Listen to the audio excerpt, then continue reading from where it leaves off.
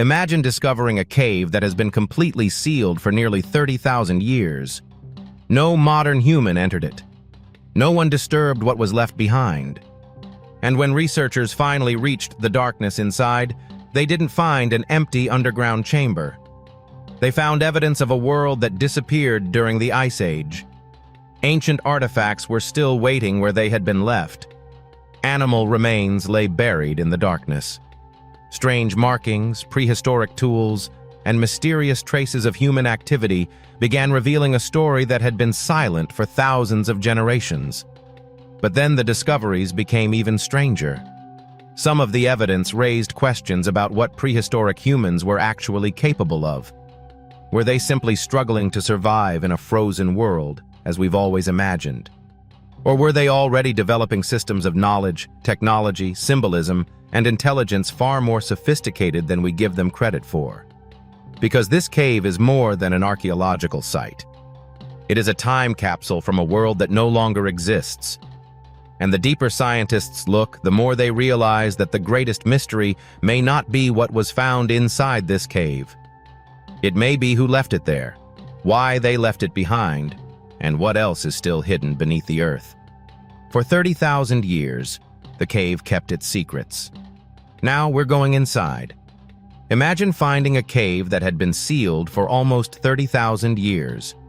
Not abandoned, not forgotten, sealed. A place where the air, the darkness, and the silence remained almost untouched since the last Ice Age. Now imagine stepping inside and realizing that whatever entered that cave thousands of years ago was still there. Ancient bones, strange objects, marks left by people who lived before written history, evidence preserved in a world where mammoths still walked across frozen landscapes and humans were only beginning to leave traces that would survive into our time. But the most disturbing question is not what was found inside. It is what the cave tells us about the people who left it behind.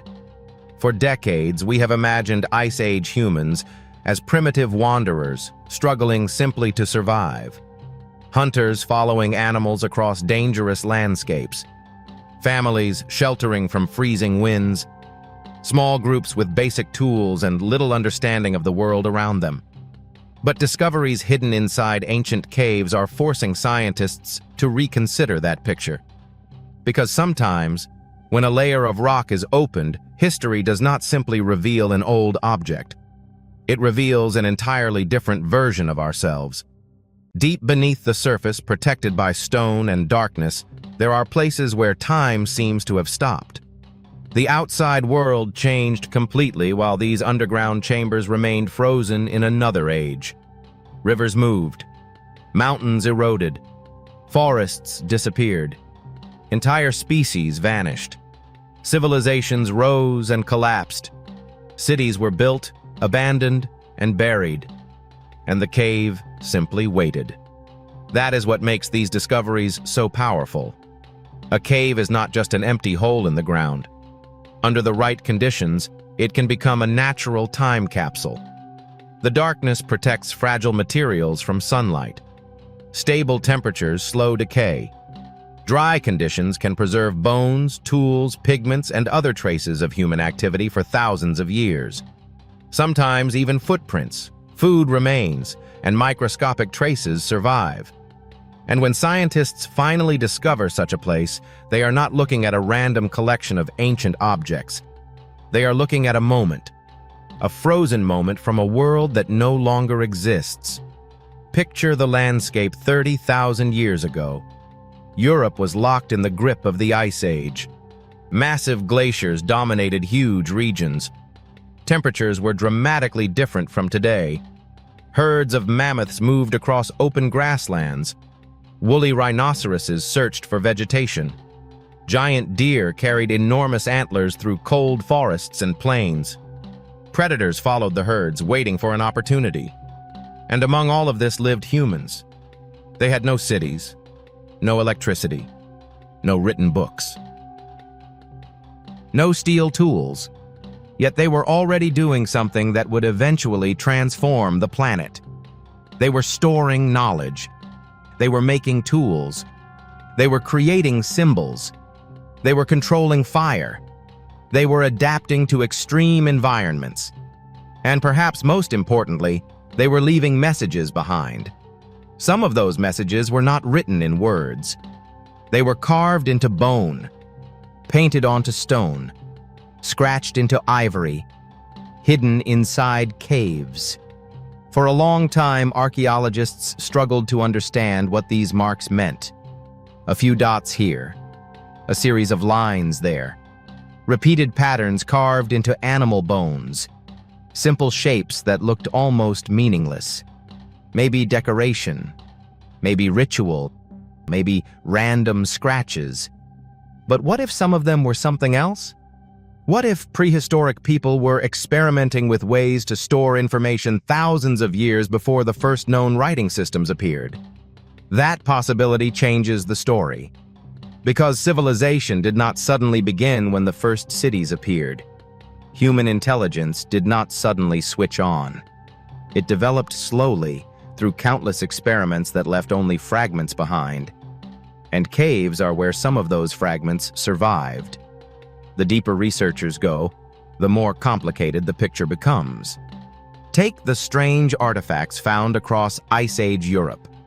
Some were carved from mammoth ivory. Others were made from bone, stone, or antler. Their creators shaped them with surprising precision. Some objects were decorated with repeated patterns. Others show animals with extraordinary detail, suggesting that their makers understood anatomy, movement, and proportion. These were not simply people surviving from one day to the next. They were observing, remembering, planning, teaching, passing information from one generation to another. And that raises a much larger question. How advanced was the human mind 30,000 or 40,000 years ago? We tend to measure ancient intelligence by the technology people left behind. A stone tool looks simple, so we assume the person who made it must have been simple too. But that assumption can be dangerously misleading. Imagine handing a modern engineer a piece of stone and asking them to create a razor-sharp cutting tool using nothing except another stone. They would need to understand angles, fracture patterns, force, pressure, and material properties. They would need to know where to strike and how hard to strike it. The finished tool may look primitive. The knowledge required to make it was not. And this becomes even more obvious when we examine bone tools. Bones behave differently from stone. They contain collagen, making them somewhat flexible. Strike them incorrectly, and they can crack or shatter.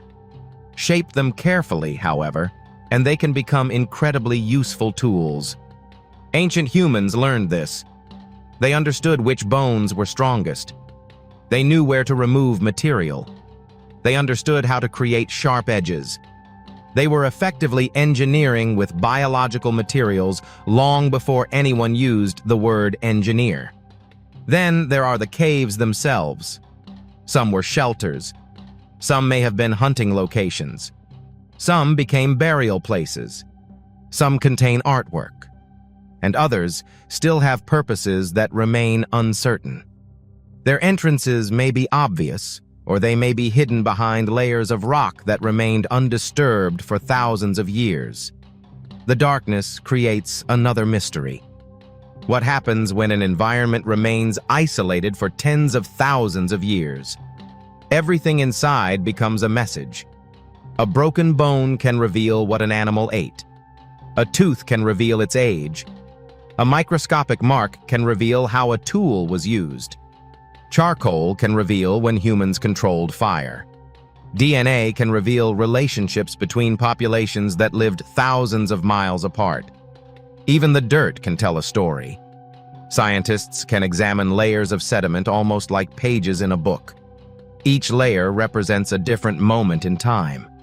One may contain ash from a fire. Another may contain pollen from plants that once grew outside. Another may contain animal bones. Deeper layers can reach further into the past. And sometimes, those layers reveal something unexpected. A discovery that seems ordinary at first can suddenly become extraordinary when scientists realize how old it really is. That is exactly why the cave at the center of this story matters. For nearly 30,000 years, the outside world had no idea what was waiting inside. Then someone finally opened the door, and what they encountered was not just darkness. It was evidence. Evidence that had survived the disappearance of entire landscapes. Evidence that had outlived generations of humans. Evidence that had remained untouched while the world above it transformed. The first artifacts may have looked simple. The bones may have looked ordinary. The markings may have appeared meaningless. But when researchers began putting the pieces together, a different picture started to emerge. One involving people who were far more capable than the stereotype of the helpless Ice Age hunter suggests. And that is where the real mystery begins. Because if one sealed cave can preserve this much information for 30,000 years, how many other caves are still hidden? How many ancient chambers remain buried beneath mountains? How many artifacts are still locked inside rock? And how many chapters of human history have we simply never found?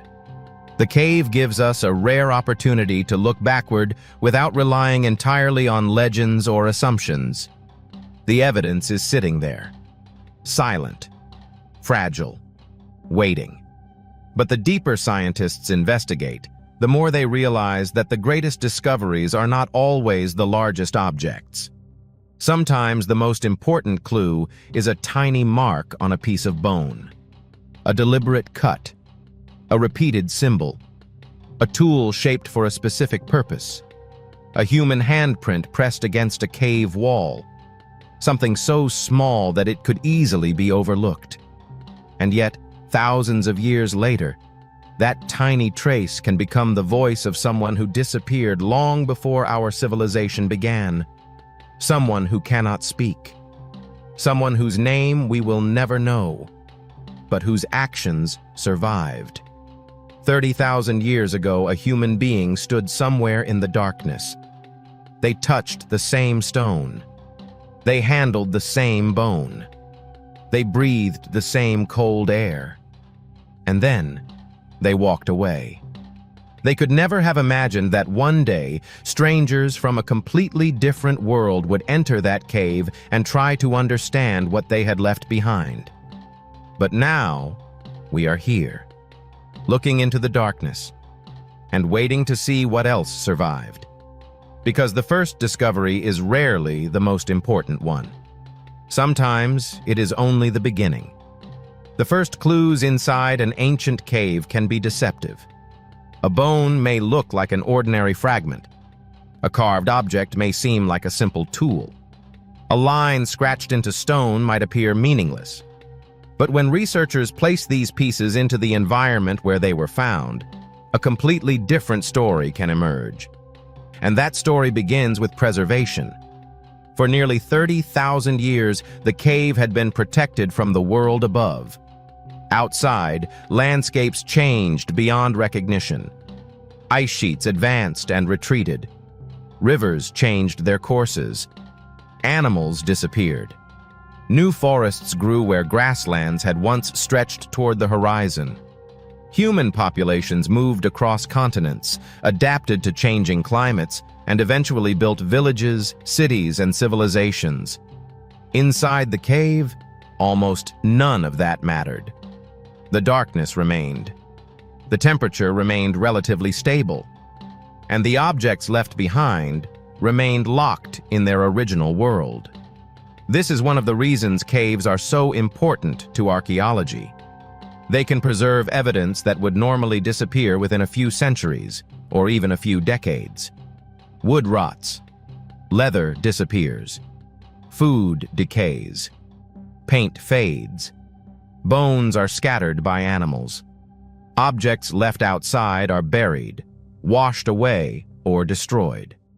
But underground, the rules can be different. A sealed chamber can become a protective vault. And sometimes the most valuable evidence is not something spectacular.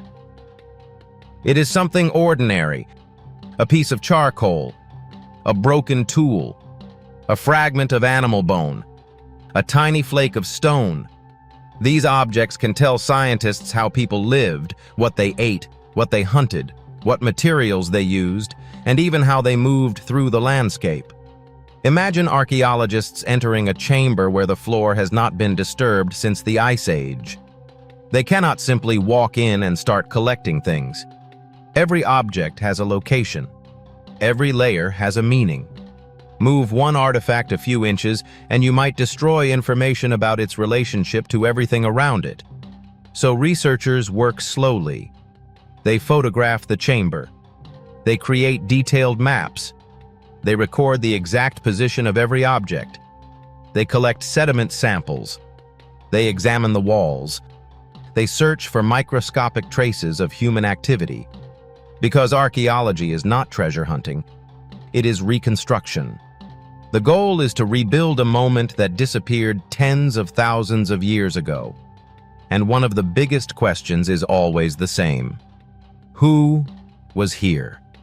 30,000 years ago, the human world was not populated by a single type of human. Our own species, Homo sapiens, lived alongside other human populations for long periods of prehistory. Neanderthals occupied large areas of Europe and Western Asia. Denisovans lived somewhere across parts of Asia, although we know remarkably little about them.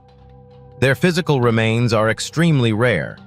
Yet genetic evidence has revealed that they contributed DNA to some modern human populations. This means the prehistoric world was much more complicated than the simple timeline we often imagine. One species replaces another. Then civilization begins. But real history rarely works that neatly. Different human populations overlapped. They moved. They met. They exchanged genes. They adapted, and sometimes they disappeared. Caves provide some of the best evidence for this complicated story because ancient human remains are often preserved underground. A single tooth can be more valuable than an entire collection of ordinary artifacts. Teeth contain durable material. They can preserve chemical information about diet. Sometimes they even preserve ancient DNA. That DNA can reveal relationships between populations that lived thousands of kilometers apart. And this is where the story becomes almost impossible to imagine. Picture two groups of ancient humans living on opposite sides of a continent. They have never seen a modern city. They have no written language. They have no maps. Yet their descendants may eventually share genetic connections that scientists can still detect tens of thousands of years later. Their meetings left no written record, no monument, no historical document, only molecules hidden inside ancient bones. The cave becomes a kind of biological archive, but the evidence does not stop with humans. Animal remains can reveal what the world looked like when the cave was occupied. A single tooth can identify a species. The shape of a jaw can reveal what an animal ate. Cut marks on bones can show that humans butchered it. Burn patterns can indicate whether it was placed in a fire. And the location of those remains can tell researchers whether an animal died naturally, was hunted, or was dragged into the cave by a predator. This distinction matters because prehistoric caves are not always human shelters. Some were occupied by carnivores, wolves, hyenas, large cats. Animals could drag carcasses deep underground and consume them in safety. That means archaeologists must carefully separate human activity from natural processes. A pile of bones does not automatically mean humans killed the animals. A broken bone does not automatically mean someone used it as a tool. A strange mark does not automatically mean it is a symbol. This is where scientific investigation becomes important.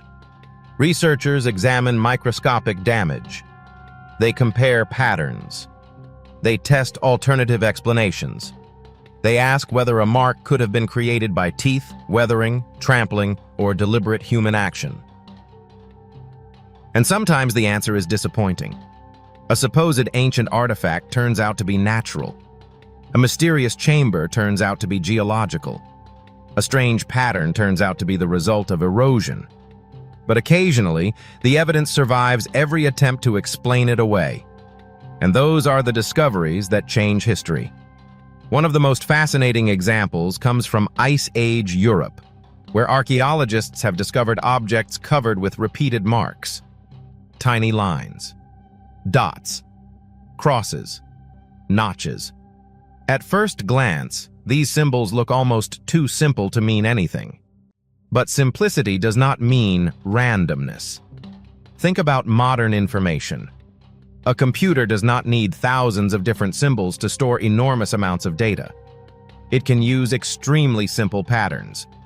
On and off, 1 and 0. A few basic elements can become incredibly powerful when arranged in a structured system. The same principle may have existed in much earlier human cultures.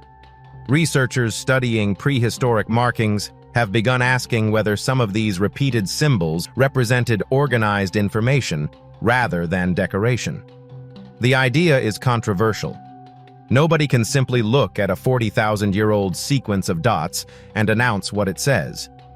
There is no ancient dictionary, no translation key, no prehistoric Rosetta Stone. But scientists can study the structure. How often does a symbol appear? Where does it appear? Does the sequence repeat? Are certain marks more common than others? Do different artifacts use similar patterns? These questions allow researchers to examine ancient symbols statistically. And that is where things become fascinating. If a sequence is truly random, its patterns should behave differently from a structured communication system. But if symbols appear in predictable arrangements, the possibility of intentional encoding becomes stronger. That does not mean Ice Age people had modern writing. It does not mean they were creating books. It means something more subtle. They may have been experimenting with symbolic systems long before the appearance of the first known writing civilizations. And that changes how we think about the birth of communication. Writing may not have appeared suddenly. It may have been the final stage of a much older process. Humans first learned to recognize patterns. Then they began creating them. They repeated marks. They connected symbols with objects, events, people, animals, seasons, or rituals. Generation after generation, these systems could become more complicated. Eventually, thousands of years later, some societies developed writing. The first cities did not invent human communication. They inherited a very long experiment. And perhaps the cave preserves one of its earliest chapters. But there is another question. Why would Ice Age humans need to record information? Their lives depended on memory.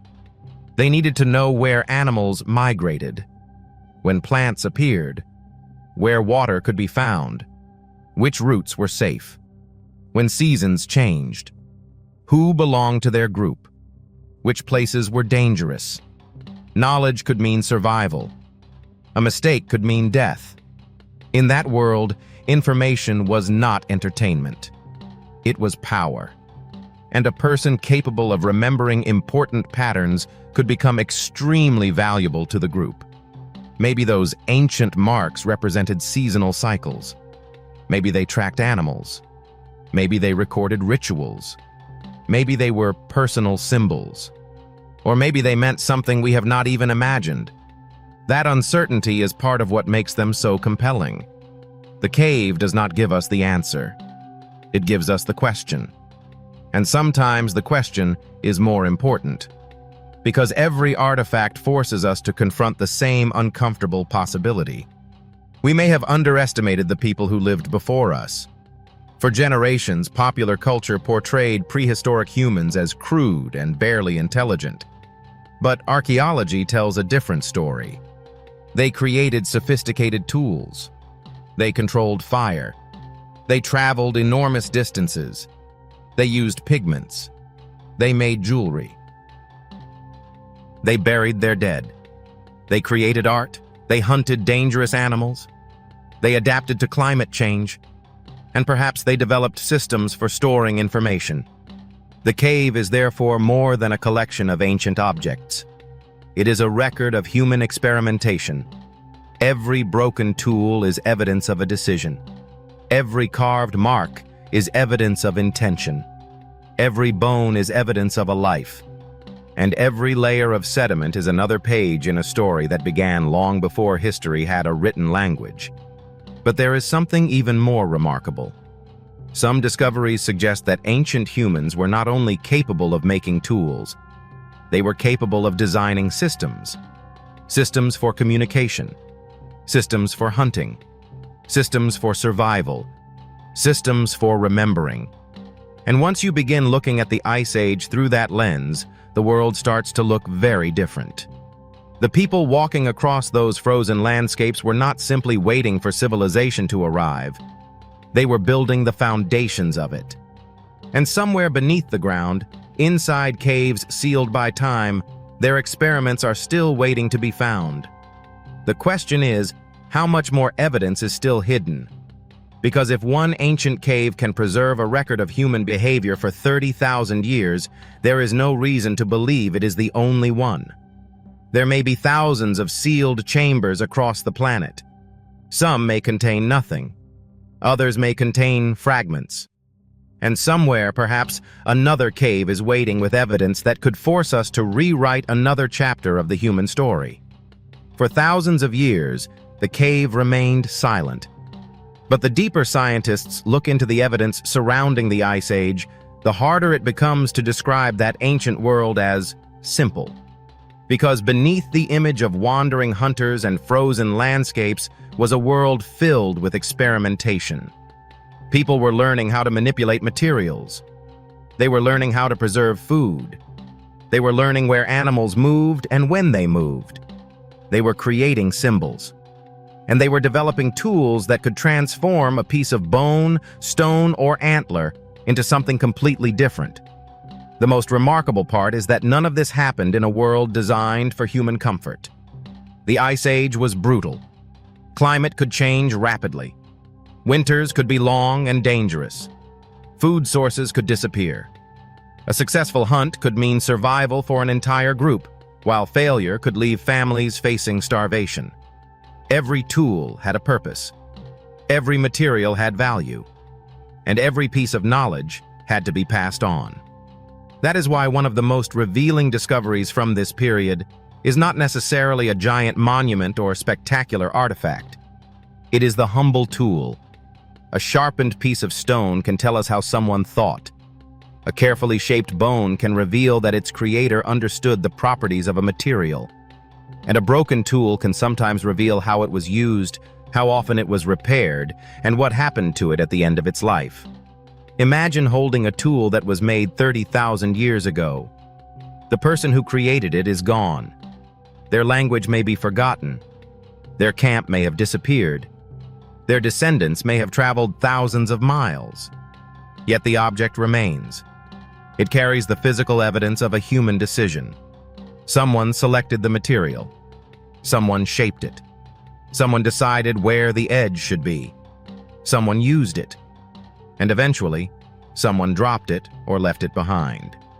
That chain of decisions is what archaeologists are trying to reconstruct. One particularly fascinating material was bone. Ancient humans did not simply collect animal bones after a hunt and use them randomly.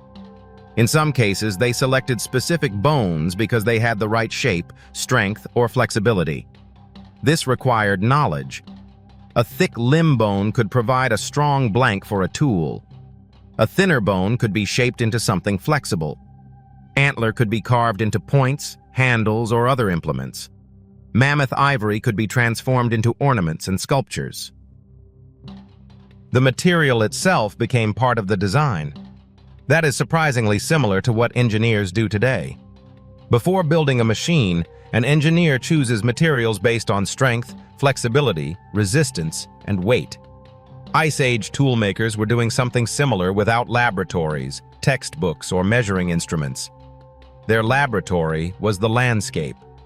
Their experiments happened through trial and error, and their knowledge was passed from one generation to the next. That knowledge may have taken decades to develop. A child watching an experienced toolmaker would not simply see someone hitting a piece of stone. They would be watching a sequence. Where to strike, where not to strike, how to rotate the material, how to recognize a weak point, how to tell whether the edge was sharp enough. The finished tool was only the visible result. The real technology was inside the person's mind. And that brings us back to the cave. Because the objects found inside do not exist independently. They belong to a system.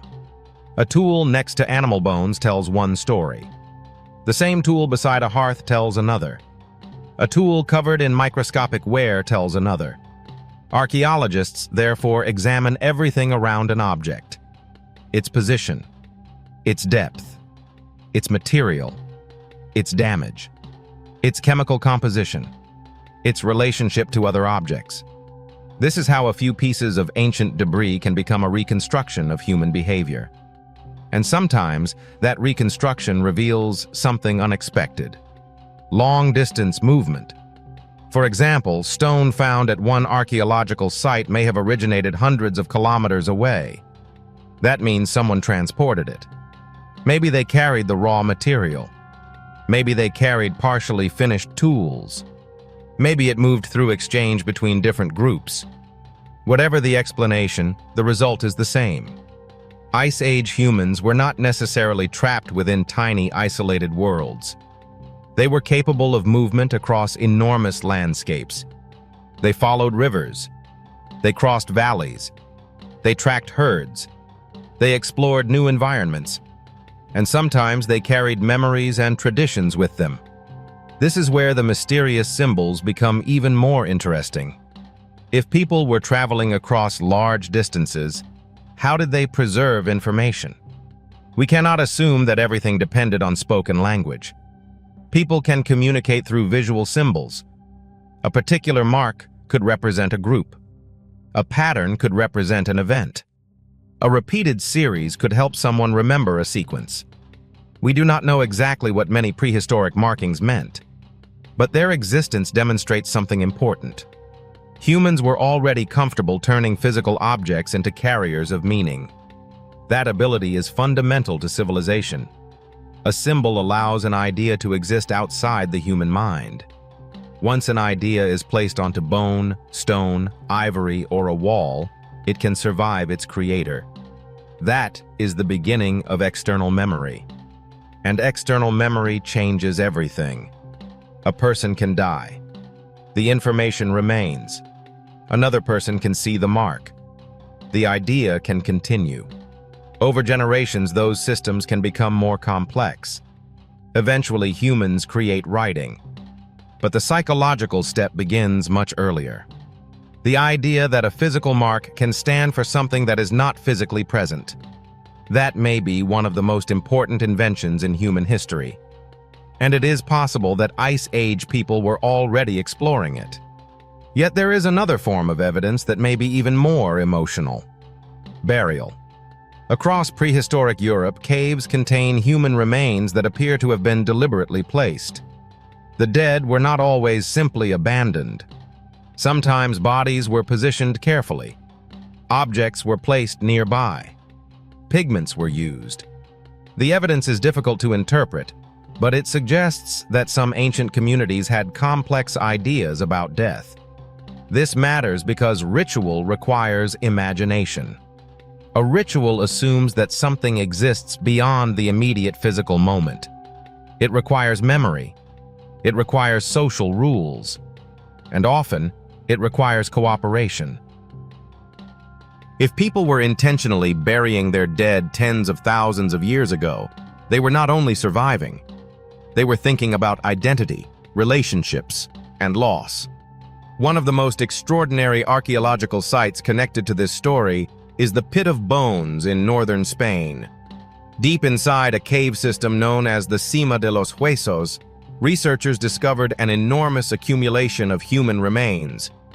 The bones belong to ancient humans who lived hundreds of thousands of years ago.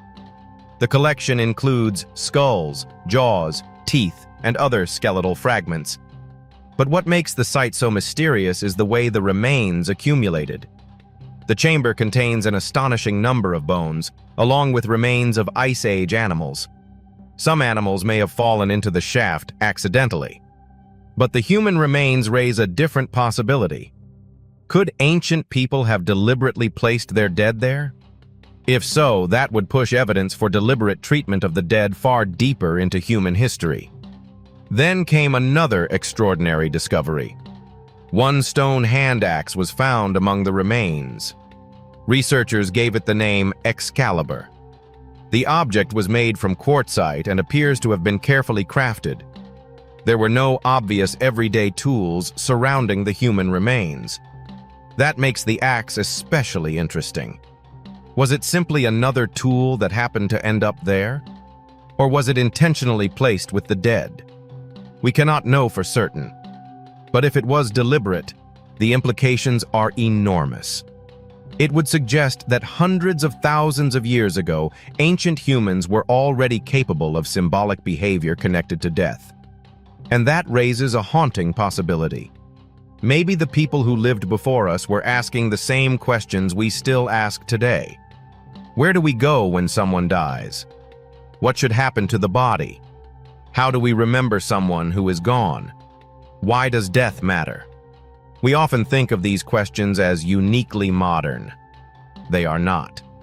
The evidence suggests that our ancestors were wrestling with them long before cities existed. Even their genetics reveal unexpected complexity. Ancient DNA recovered from prehistoric remains has shown that Neanderthals, Denisovans, and Homo sapiens were not completely separate branches moving independently through time. They interacted. They exchanged genes. They shared environments. Their stories overlapped.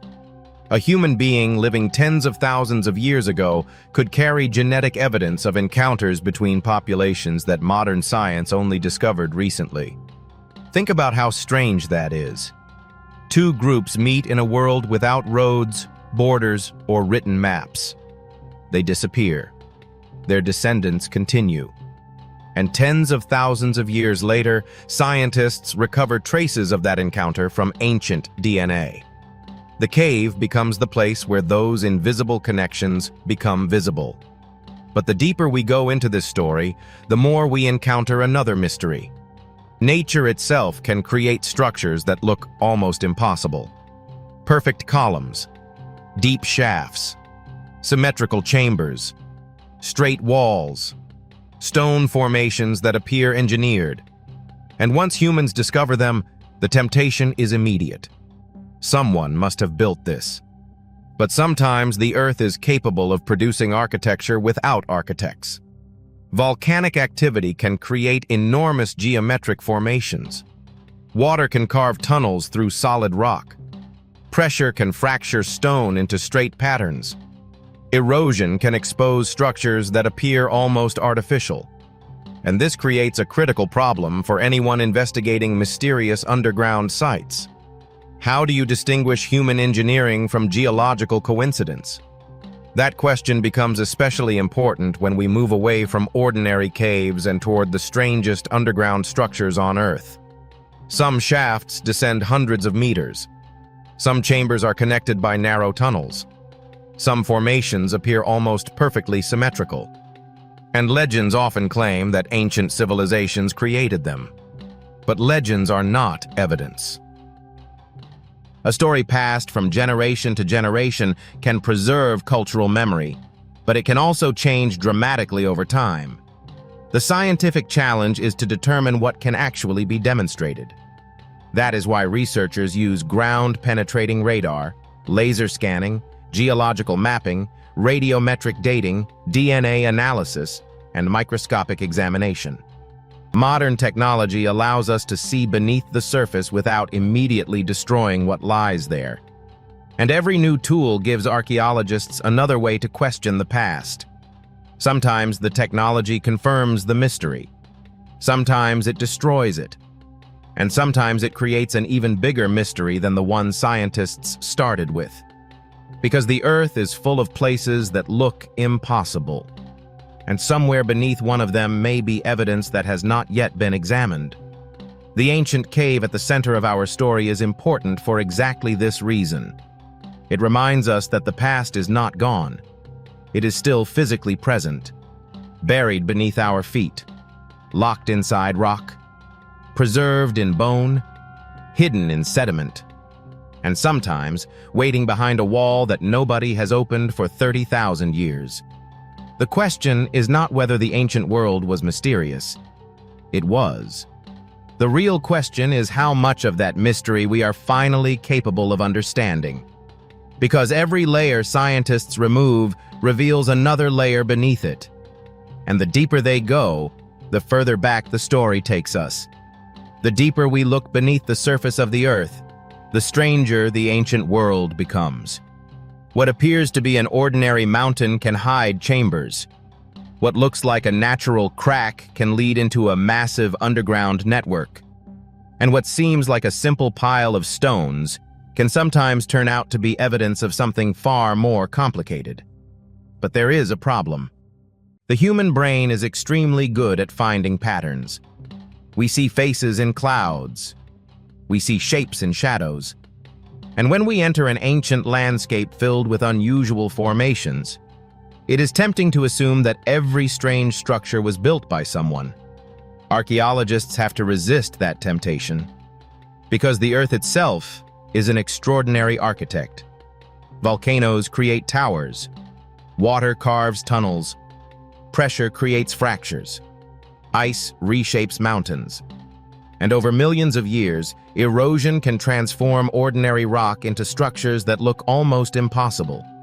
That is why some of the most mysterious places on Earth exist at the boundary between archaeology and geology. One of the best examples is Gunung Padang in Indonesia.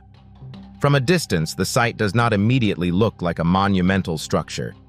It looks like a mountain covered with stones. But climb higher and the landscape begins to change.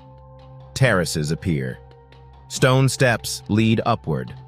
Large blocks seem arranged across different levels. For decades, the site was treated primarily as a sacred location with archaeological remains. Then researchers began asking a much bigger question. Could the mountain itself contain buried structures? That possibility transformed Gunung Padang into one of the most controversial archaeological sites in the world. Some researchers argued that the visible terraces were only the uppermost part of a much larger construction. According to this interpretation, deeper layers beneath the surface could contain older structures. Some estimates placed those deeper geological layers tens of thousands of years into the past. If humans had deliberately constructed monumental architecture during that period, it would completely challenge conventional ideas about Ice Age societies. But there is a crucial distinction. Ancient rock is not automatically an ancient building. A layer of soil that is 20,000 or 30,000 years old only proves that the soil is that old. It does not automatically prove that humans constructed something there. This distinction is at the heart of the Gunung Padang debate. Supporters of the ancient structure hypothesis point to unusual arrangements of rocks and layers beneath the surface. They argue that certain formations appear too organized to be entirely natural. Skeptics offer another explanation. Gunung Padang sits in a volcanic region. Volcanic landscapes can produce complicated layers of rock. Erosion can move soil. Weathering can create fractures. Natural processes can rearrange materials in ways that appear surprisingly structured. And without unmistakable evidence of human activity, such as tools, construction marks, cultural artifacts, or human occupation layers directly associated with the deepest structures, the strongest claims remain unproven.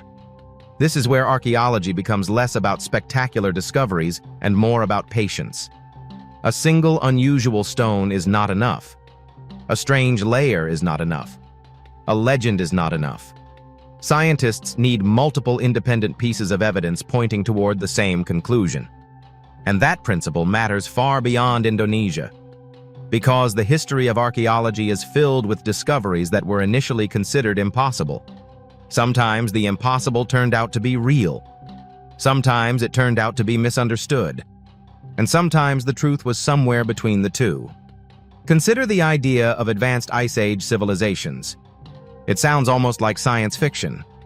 The last Ice Age lasted until roughly 11,700 years ago, and during its coldest periods, enormous ice sheets covered large areas of the northern hemisphere. Human groups survived by hunting, gathering, fishing, and adapting to constantly changing environments.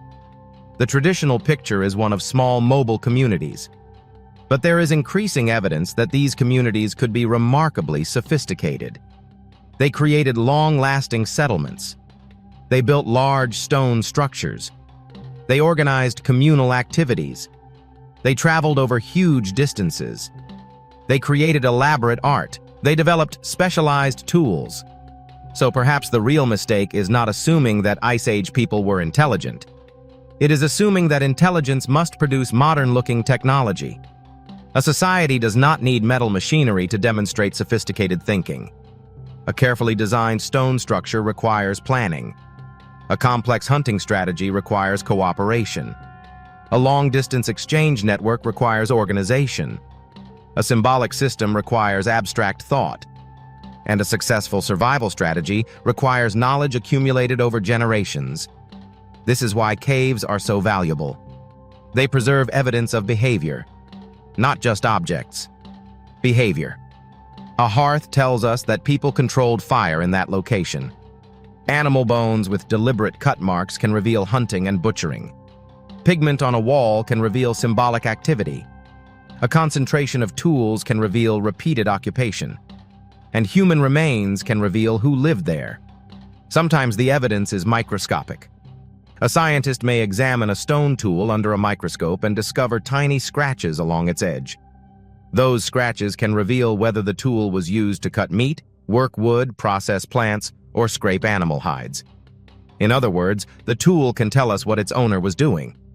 That is an astonishing form of archaeology. The person who used the tool left no written account, but their actions are still visible. And then there are the animals. Some prehistoric caves contain remains of creatures that seem almost mythical. Giant predators, huge herbivores, ancient reptiles, marine animals preserved in rocks that once formed the floors of prehistoric oceans. One recent example comes from the Jurassic coast of England. A fossil found in Dorset revealed an unusual ichthyosaur that lived roughly 190 million years ago. The animal was only about the length of a small dolphin, yet it possessed an extraordinarily long, narrow snout. Researchers nicknamed it the sword dragon of Dorset. Its anatomy was unlike that of other known ichthyosaurs. Instead of relying on massive crushing jaws, this animal appears to have had a specialized snout that may have helped it attack fish and squid. Its enormous eyes were another clue. Large eyes can be useful in low-light environments, allowing predators to see where sunlight becomes scarce. And the fossil was remarkably well preserved. Instead of being flattened into a thin layer of rock, much of the skeleton retained its three-dimensional form. That allowed researchers to examine details that would normally be destroyed. Even traces of its final meal may have survived. But the fossil also contained signs of suffering. Some bones showed deformities. The skull carried evidence of an injury. Another predator may have attacked it. In this way, the fossil became more than a skeleton. It became the final chapter of an individual animal's life. And that is exactly what makes ancient remains so powerful. They are not simply evidence of species, they are evidence of individuals. An animal lived. It hunted. It suffered injuries. It ate. It escaped predators. And eventually, it died. Then something extraordinary happened. Its body became buried. The world changed. Millions of years passed. And eventually, someone found it. The same principle applies to the cave at the center of our story. The people who entered that cave thousands of years ago could not have imagined preservation. They were not creating a museum. They were simply living. They used objects. They ate food. They hunted animals. They made fires. They created marks. Then they left. Perhaps they expected to return. Perhaps they never did. The entrance became blocked. Rock and sediment accumulated. The cave disappeared from human memory, and the world moved on. This is where the mystery becomes almost philosophical. What survives from a human life? A person may spend decades living, thinking, loving, fearing, creating, and remembering. But after thousands of years, almost everything disappears. The buildings collapse. Clothing decays. Wood rots. Names vanish. Stories change. Yet a single stone tool can survive. A bone can survive. A tiny mark can survive. And suddenly, that object becomes the only physical evidence that someone was there. That is why archaeologists treat context so seriously. The object itself matters, but where it was found may matter even more. A tool lying beside a hearth tells a different story from the same tool found in a burial. A bone found among carnivore remains tells a different story from one covered with human cut marks. A symbol repeated across many objects tells a different story from one isolated scratch. The surrounding evidence transforms the interpretation. And this is where sensational headlines often get things wrong. A discovery may be real. The interpretation may not be. An ancient cave can genuinely contain 30,000-year-old artifacts without proving that an advanced, lost civilization lived there. An ancient structure can genuinely be unusual without proving it was built by an unknown society. A fossil can genuinely be unlike anything previously discovered without proving that prehistoric life was somehow impossible. The difference between evidence and speculation is everything. Science does not become less exciting when we remove the exaggeration. It becomes more fascinating, because the real evidence is often strange enough. Consider what we already know. Humans survived Ice Age climates. They crossed enormous landscapes. They created specialized tools. They made art. They buried their dead. They used symbols. They interacted with other human populations. They adapted to changing environments. And they left traces of their lives in places that remained hidden for tens of thousands of years. We do not need to invent a lost super-civilization to make the ancient world mysterious. The real mystery is already there. How did these people acquire so much knowledge? How did they pass it on? How did their symbolic systems develop? How did different populations communicate across enormous distances? And how many discoveries remain buried?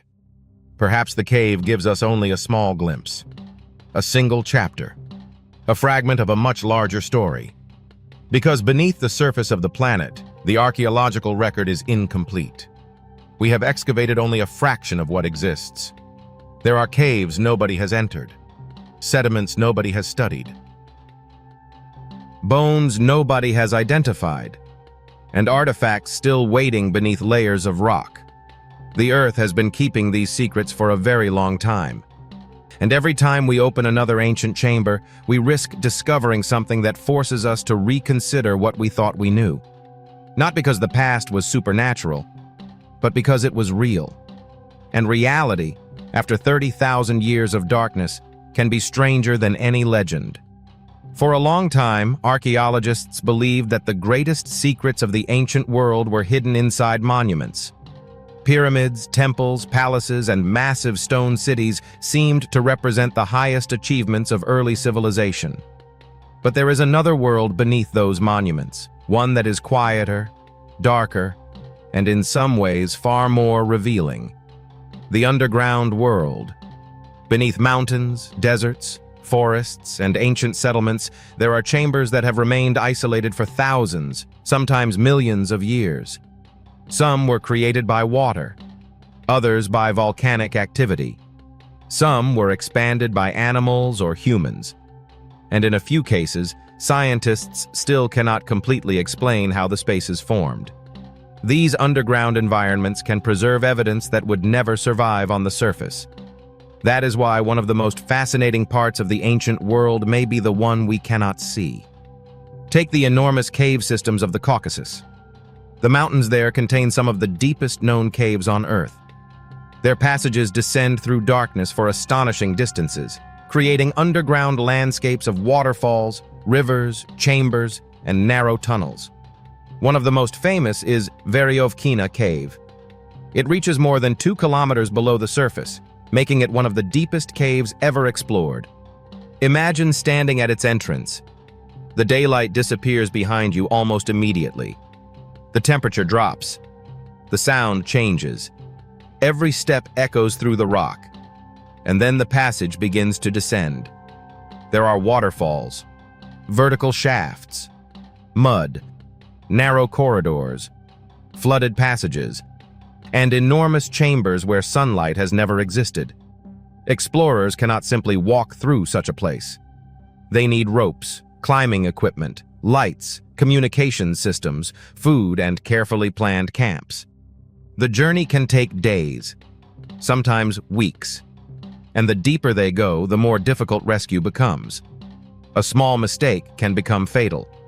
Yet people continue descending because caves provide something no laboratory can reproduce.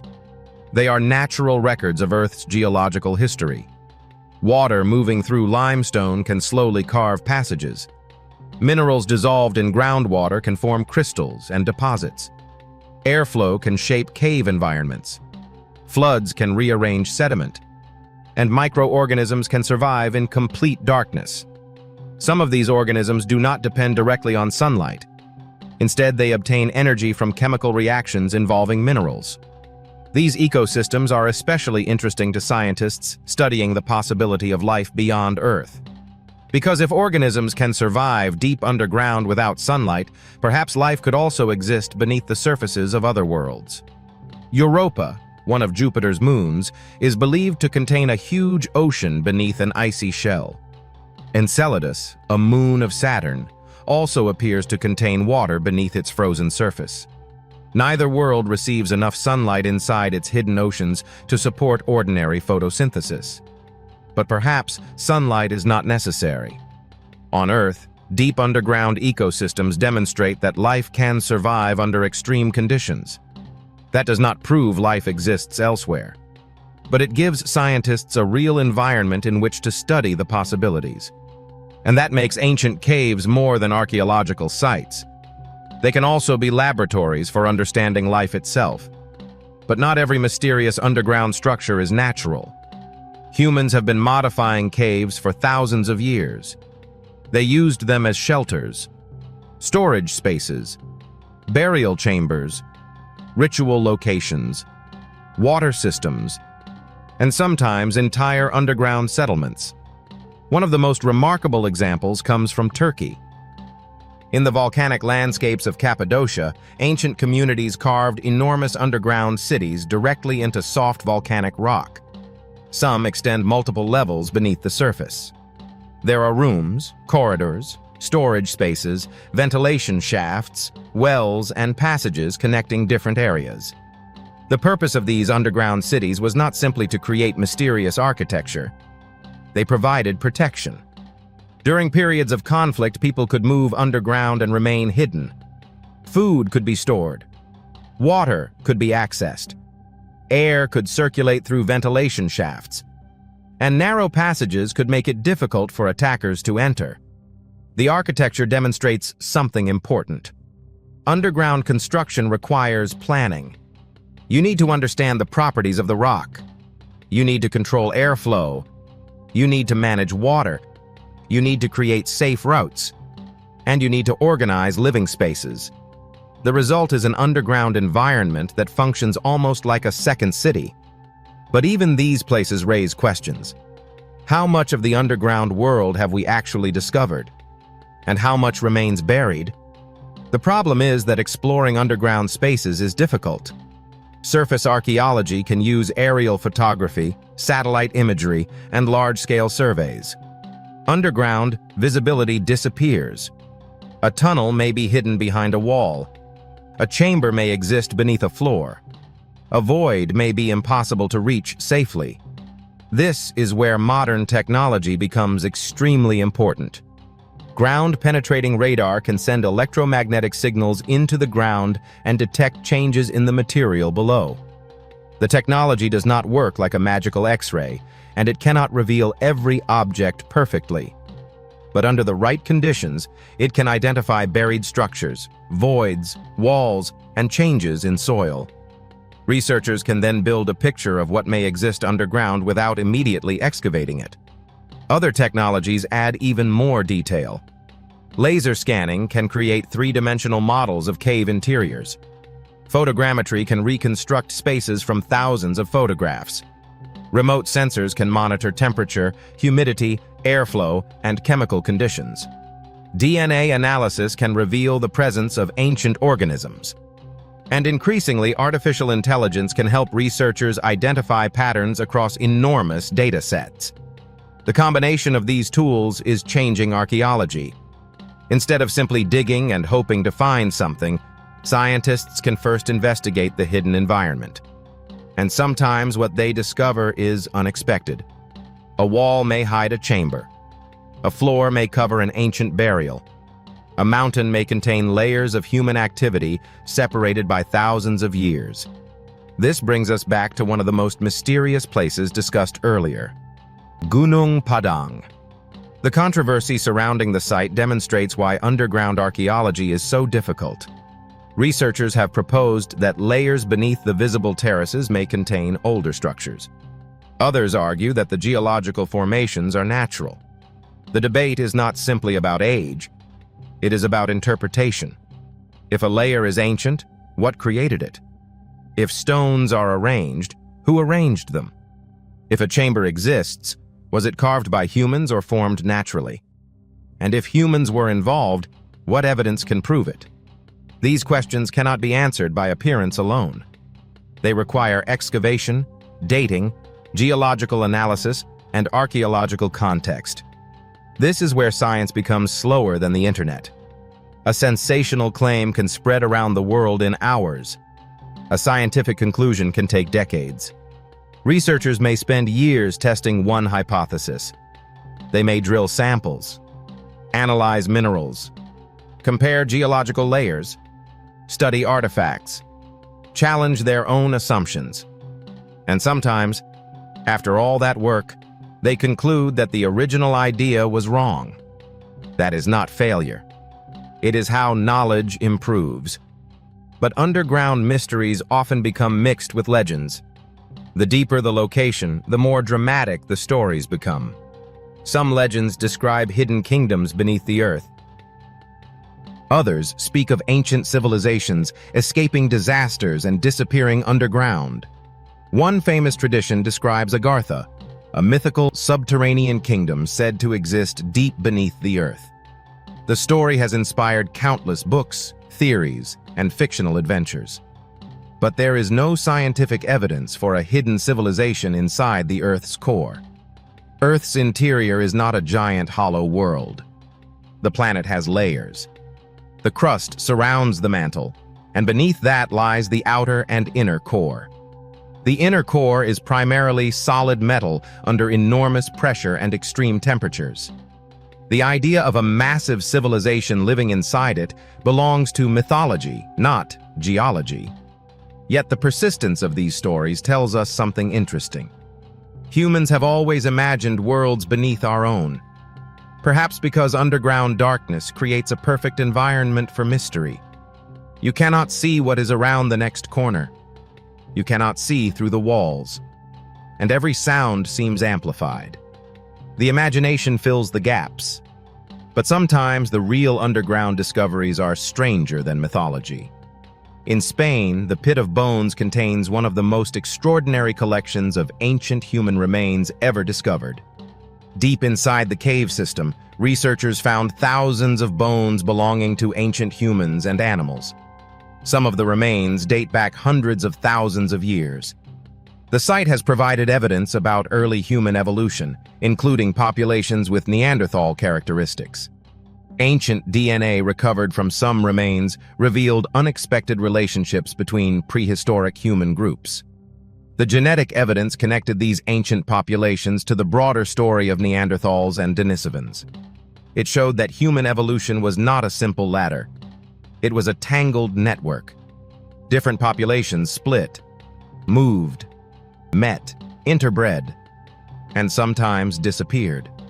The cave preserved evidence of those interactions long after the people themselves were gone. That is the extraordinary power of underground archaeology. A cave can preserve not only objects, but relationships.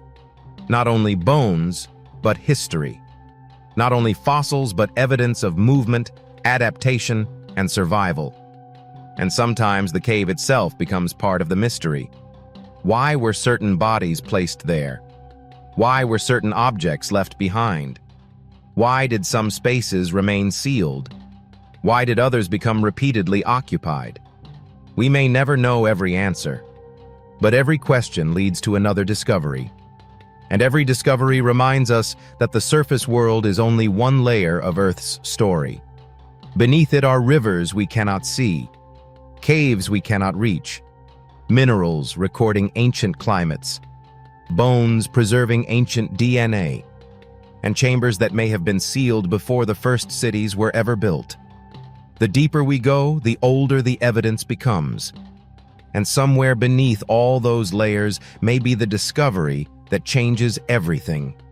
Not because it proves a legend, not because it confirms a sensational theory, but because it reveals something real that we simply did not know existed.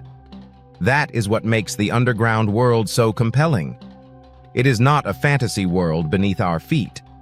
It is our world. A hidden extension of the planet we thought we understood. And for thousands of years, it has been waiting in the dark. There is something deeply unsettling about a place that has been sealed for thousands of years. A normal room tells you something about the people who left it. You can see the furniture, the tools, the walls, the footprints. You can imagine the final moment when someone walked away. But a sealed cave is different. When its entrance disappears beneath rock and sediment, time almost seems to stop. Outside, civilizations rise and fall. Cities are built and abandoned. Languages disappear. Kingdoms fight wars. Entire species vanish. Inside, almost nothing changes. That is why caves have become some of the most important time capsules on Earth. And sometimes, the things they preserve are not what scientists expect to find. Imagine entering a cave that has been closed since the Ice Age. There are no modern footprints, no graffiti, no broken bottles, no signs of recent visitors, only darkness. The walls are covered with mineral deposits formed drop by drop over thousands of years. The floor contains layers of sediment that record ancient environmental changes. Beneath those layers may be bones, tools, charcoal, pollen, DNA, and objects left behind by people who lived in a world completely different from ours. The deeper archaeologists dig, the further back the clock moves. A few centimeters may represent centuries. A deeper layer may represent thousands of years. And eventually, researchers can reach a period when giant glaciers covered enormous parts of the northern hemisphere. The last ice age was not a single frozen moment. It was a constantly changing world. Temperatures rose and fell. Glaciers expanded and retreated. Animals migrated across enormous landscapes. Human groups followed seasonal resources. Mammoths, woolly rhinoceroses, giant deer, cave lions, and other animals moved through environments that no longer exist. And humans had to survive alongside them. For decades, popular culture portrayed Ice Age humans as primitive wanderers with little more than simple stone tools. But archaeology has repeatedly complicated that picture. These people were capable hunters. They created specialized tools. They controlled fire. They traveled long distances. They created ornaments. They buried their dead. They painted caves. And some evidence suggests They were capable of organizing information using repeated symbolic marks. That discovery is especially important because intelligence does not suddenly appear when civilization begins.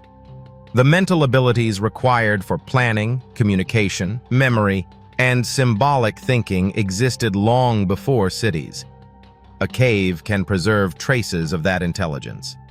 One of the most fascinating examples comes from Europe, where archaeologists discovered carved objects made tens of thousands of years ago. At first, some of the markings appeared meaningless. Small lines, dots, crosses, notches, repeated patterns. They were easy to dismiss as decoration. But when researchers began comparing thousands of these marks, another possibility emerged. Perhaps some of them were recording information. The idea is revolutionary because writing is usually associated with the first civilizations of Mesopotamia, around 5,000 years ago. But symbolic communication is much older. The challenge is proving what those symbols actually meant. A series of scratches does not automatically become writing. A pattern can be decorative. It can represent counting. It can mark ownership. It can record time. It can have ritual meaning. Or it could be something we have not even imagined. That uncertainty is exactly what makes prehistoric caves so fascinating. The evidence is real. The interpretation is where the mystery begins. And sometimes the cave preserves something even more direct than symbols. Bones. Human bones. Animal bones. Thousands of them. In northern Spain, the extraordinary site known as the Cima de los Huesos, or Pit of Bones, has provided scientists with an enormous collection of ancient human remains. The bones belong to individuals who lived hundreds of thousands of years ago. Their anatomy reveals characteristics associated with the Neanderthal lineage. But the site also contains something even more intriguing: evidence of ancient DNA. Scientists were able to recover genetic information from extremely old remains, despite the enormous amount of time that had passed. That allowed researchers to look beyond bones and into the biological history of these people. And what they discovered helped reveal that human evolution was far more complicated than the simple story many of us learned in school. There was no straight line from ancient humans to modern humans. Instead, imagine a giant tree. Branches split. Some disappear. Others continue. And occasionally, branches reconnect. Different human populations met and exchanged genes. Some groups survived for hundreds of thousands of years. Others vanished. But fragments of their genetic legacy remained. The cave became the archive, a place where time itself was stored inside bone. But bones can tell us more than ancestry. They can reveal how people lived. A skeleton can show signs of injury, disease, malnutrition, physical stress, sometimes even the repetitive movements associated with a person's daily life. Teeth can reveal what someone ate. Chemical signatures in bones can provide clues about where they lived. And ancient DNA can sometimes reveal relationships between individuals. Suddenly, a collection of bones stops being anonymous. It becomes a population, a family, a community, a group of people who once had lives, fears, routines, and relationships. Then there are the animals. Caves are filled with them. Some entered voluntarily. Others were dragged inside by predators. Some fell into pits and could not escape. Others may have used caves as shelters. This creates another challenge for archaeologists. Finding bones together does not automatically mean they were placed there intentionally. The location of an object matters. Its relationship to other objects matters. The surrounding sediment matters. Even tiny scratches on a bone can matter. A cut mark may indicate butchering. A tooth mark may indicate a predator. Burning may suggest human control of fire. Breakage patterns may reveal whether the bone was damaged before or after burial. Archaeology is often detective work on a microscopic scale. One tiny mark can change an entire interpretation. And then there is the problem of contamination. When scientists study ancient DNA, they have to be extremely careful. Modern DNA is everywhere. It is on our skin, in our breath, on our clothing, on the tools we touch. If researchers are not careful, modern genetic material can accidentally enter an ancient sample and confuse the results. That is why ancient DNA laboratories use strict procedures. The goal is to make sure the genetic signal really belongs to the ancient organism. When successful, the results can be astonishing. Scientists can sometimes reconstruct relationships between ancient populations that no archaeologist could have identified from bones alone. And this technology is becoming increasingly powerful.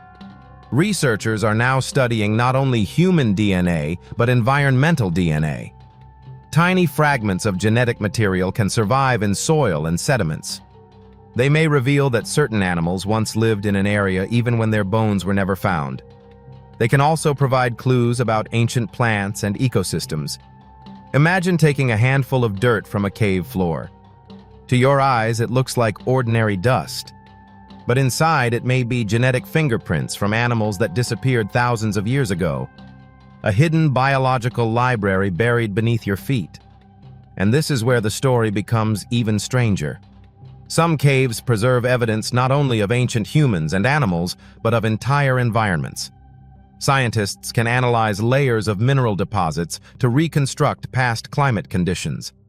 Stalagmites grow slowly as mineral-rich water drips from cave ceilings. Each layer can preserve chemical information about the environment at the time it formed. By studying these layers, researchers can sometimes reconstruct rainfall patterns and climate changes, stretching back thousands or even hundreds of thousands of years. A cave can therefore act like a natural climate archive. Its walls remember storms, droughts, temperature shifts, changes in vegetation, and sometimes major environmental events. This matters because climate has always influenced human history. When temperatures changed, animals moved. When animals moved, hunters followed. When water sources disappeared, settlements had to adapt. Climate did not simply form the background of human history. It helped shape the choices our ancestors made. And perhaps that is one of the greatest lessons hidden inside these ancient caves. The past was not static. It was constantly changing. People adapted because they had to.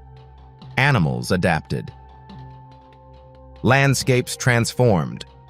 And survival depended on understanding the world around them.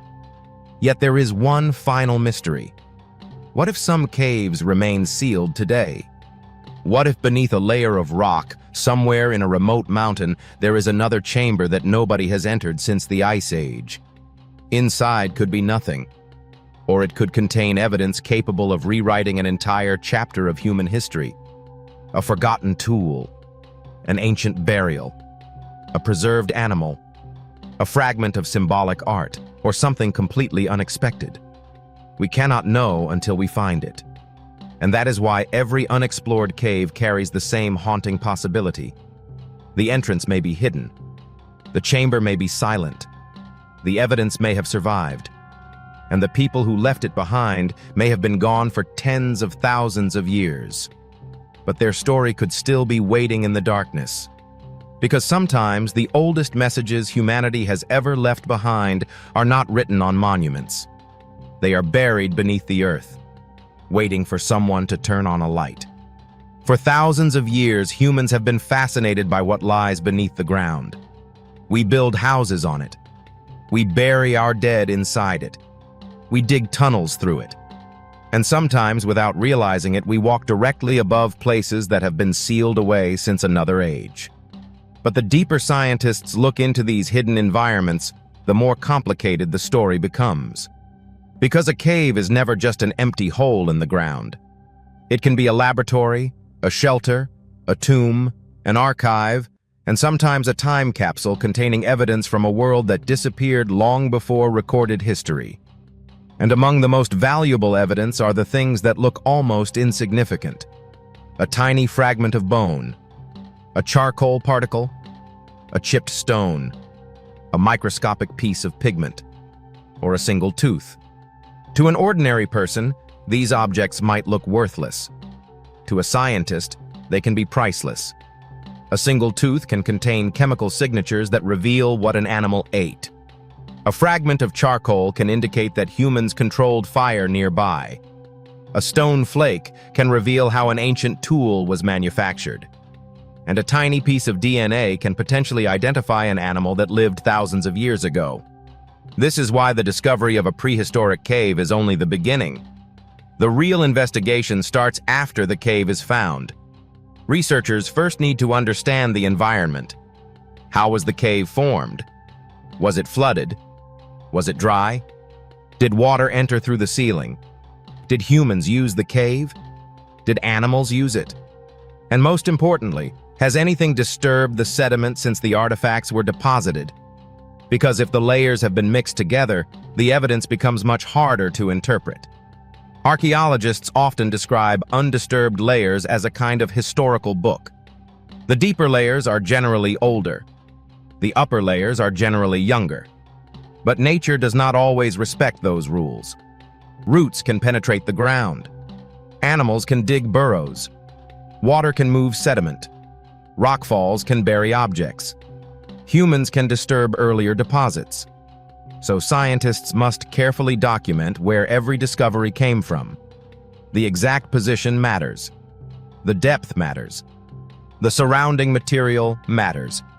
Even the direction in which an object lies can sometimes provide useful information. This is especially important when researchers are trying to determine whether a cave was used intentionally by humans. Finding a stone inside a cave does not automatically mean humans were there. The stone may have fallen through an opening. It may have been carried by water, or an animal could have moved it. But finding a carefully shaped stone tool beside animal bones, charcoal, and other evidence of human activity creates a much stronger case. Archaeology is about connections. One clue rarely solves the mystery. Several independent clues pointing toward the same explanation are much more powerful. That principle becomes especially important when dealing with extraordinary claims. For decades, mysterious caves have inspired stories about lost civilizations, hidden kingdoms, ancient technology, and unknown human species. Some stories begin with genuine discoveries. Then the facts become exaggerated. A natural formation becomes an artificial structure. An ancient bone becomes evidence of a lost race. A strange chamber becomes a secret temple. And eventually, the original evidence disappears beneath layers of speculation. This is why separating evidence from interpretation is so important. The real archaeological record is already fascinating enough. We do not need to turn every unanswered question into a conspiracy. Sometimes the truth is more mysterious than the legend. Consider the ancient humans who lived during the Ice Age. They did not have metal tools. They did not have modern machines. They did not have written language as we understand it. Yet they created sophisticated objects from bone and ivory. They produced pigments. They made ornaments. They hunted large animals. They built shelters. They traveled across enormous territories. And in some caves, they created art that survived for tens of thousands of years. The paintings at places such as Chauvet and other European caves show animals rendered with remarkable attention to form. Lions, rhinoceroses, horses, bison, bears. Some images overlap one another. Some appear to use the natural shape of the cave wall to create depth. The artists were not simply painting on a flat surface. They were interacting with the architecture of the cave itself. And that raises an unsettling question. Why? Why travel deep into a dark cave carrying pigments and tools? Why paint animals hundreds of meters away from daylight? Why return repeatedly to the same underground spaces? We can make educated guesses. Perhaps the caves were ritual locations. Perhaps they were connected to storytelling.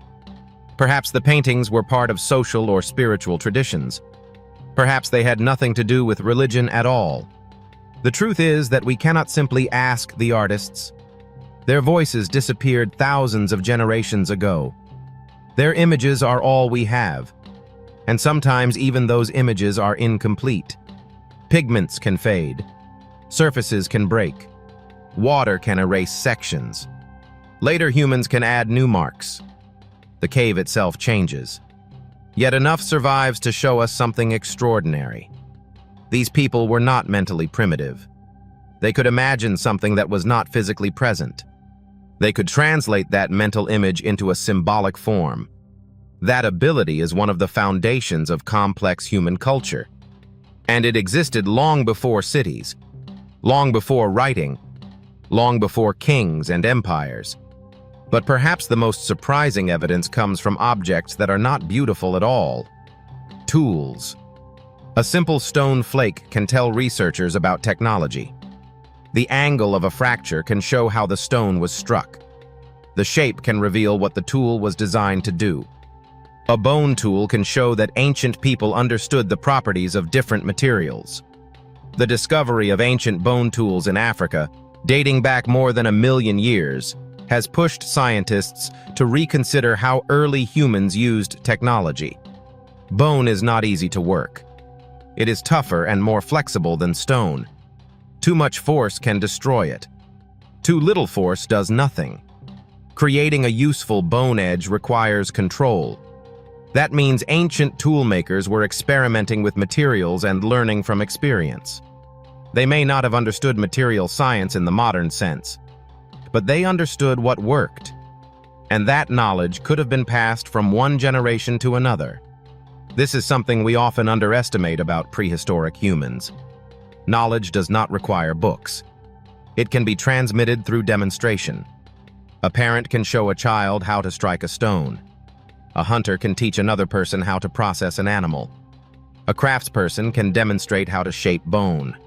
Over generations, small improvements accumulate. Technology evolves. Not necessarily because one genius suddenly invents something revolutionary, but because thousands of people gradually refine what came before. The same process may explain the development of symbolic systems. A mark becomes a repeated mark. A repeated mark becomes a recognizable symbol. Symbols become associated with ideas. And eventually, humans develop systems capable of recording complex information. The earliest writing systems appeared thousands of years ago, but the cognitive foundations for symbolic communication were already ancient. That does not mean Ice Age symbols were writing. It means the human ability to organize information symbolically existed long before formal writing, and caves preserve some of the earliest evidence of that ability. But caves can preserve another kind of information too: silence. When researchers enter a chamber untouched for thousands of years, they are experiencing an environment that modern humans almost never encounter. No traffic, no machines, no electrical noise, no artificial light, only the sound of their own breathing. The silence itself can become part of the investigation. Temperature remains stable. Humidity changes slowly. Air moves through narrow passages. Microorganisms survive under conditions that would be impossible on the surface. In some deep caves, sunlight never reaches. Plants cannot grow normally. Food is scarce. Yet life persists. Scientists have discovered microorganisms adapted to extreme underground environments. Some survive using chemical energy rather than sunlight. These organisms challenge our assumptions about where life can exist, and that is why caves may help us understand places far beyond Earth. If life can survive beneath kilometers of rock on our planet, then perhaps subsurface environments elsewhere deserve serious attention. Mars is cold and dry today, but its ancient surface once contained flowing water. If microbial life ever existed there, some researchers believe the best place to search for surviving traces might be underground. The same logic applies to icy moons. Beneath their surfaces, oceans may remain protected from the harsh radiation and extreme temperatures above. Earth's caves offer a small-scale natural laboratory for studying these possibilities. But there is another reason ancient caves matter. They remind us how little of the planet we have actually explored. We have mapped enormous areas of the surface. We have satellites orbiting Earth. We have robots exploring the ocean. We have sent spacecraft to other planets. And yet, enormous underground spaces remain poorly understood. Some caves have never been entered. Others have been explored only partially. Some passages are too narrow for humans. Some chambers are flooded. Some environments are too unstable. And some may remain inaccessible until technology becomes more advanced. That means the next major archaeological discovery may not come from a famous monument. It may come from a hole in the ground that nobody noticed, a collapsed entrance, a hidden chamber, a narrow crack behind a rock, a remote mountain cave, or a sealed passage beneath an already known archaeological site. And if that cave has remained closed since the Ice Age, the contents could be astonishingly well preserved. Not because the past was frozen in time literally, but because isolation slows the processes that normally destroy evidence. Oxygen can be limited. Sunlight can be absent. Temperature can remain stable. Moisture can be controlled. And without human disturbance, delicate objects may survive for thousands of years. That is why the phrase "sealed cave" carries so much scientific significance. It means the evidence may still be in context. And context is everything. The artifact itself tells only part of the story. Where it was found, what surrounded it, and what layer contained it can reveal why it was there. That is how a simple object becomes historical evidence. And somewhere beneath the surface, there may be another chamber waiting to be opened. Perhaps it contains nothing but rocks. Perhaps it contains animal bones. Perhaps it contains traces of a human group we have never encountered before. Or perhaps it contains something that forces scientists to rethink a question they thought had already been answered. The darkness does not tell us what is waiting inside. It only hides the evidence. And every time researchers enter one of these ancient spaces, they are not simply exploring a cave. They are stepping backward through time, toward a world where humans lived without cities, without electricity, without written history. A world where survival depended on fire, stone, memory, cooperation, and knowledge passed from one generation to the next. And for a few moments, inside that darkness, the distance between us and them becomes strangely small, because the people who left those traces behind are gone. Their languages are gone. Their homes are gone. Their world is gone. But the cave remembered. And now, thousands of years later, we are finally learning how to listen. The deeper we investigate the hidden world beneath Earth's surface, the more one fact becomes impossible to ignore. The past is not truly gone. It is still here, buried beneath layers of soil, locked inside stone, preserved in the bones of animals that disappeared thousands of years ago, and sometimes hidden behind a wall of rock that no human has touched for generations. But there is another kind of evidence that can survive inside these ancient environments. Not objects, not bones, not paintings. Information. The chemical fingerprints of the past. Every time an animal eats, drinks, moves, or breathes, it interacts with its environment. Tiny traces of those interactions can become trapped in teeth, bones, sediments, and even mineral deposits. Over thousands of years, those traces can become a record. And scientists are learning how to read it. Take ancient animal teeth. At first glance, a tooth may seem like one of the least exciting discoveries imaginable. But teeth are remarkably durable. Their hard outer layers can preserve chemical information long after soft tissue disappears. By analyzing certain elements inside ancient teeth, researchers can sometimes determine what an animal ate, what kind of water it drank, and even where it may have lived. That means a single tooth can become a map of an animal's life.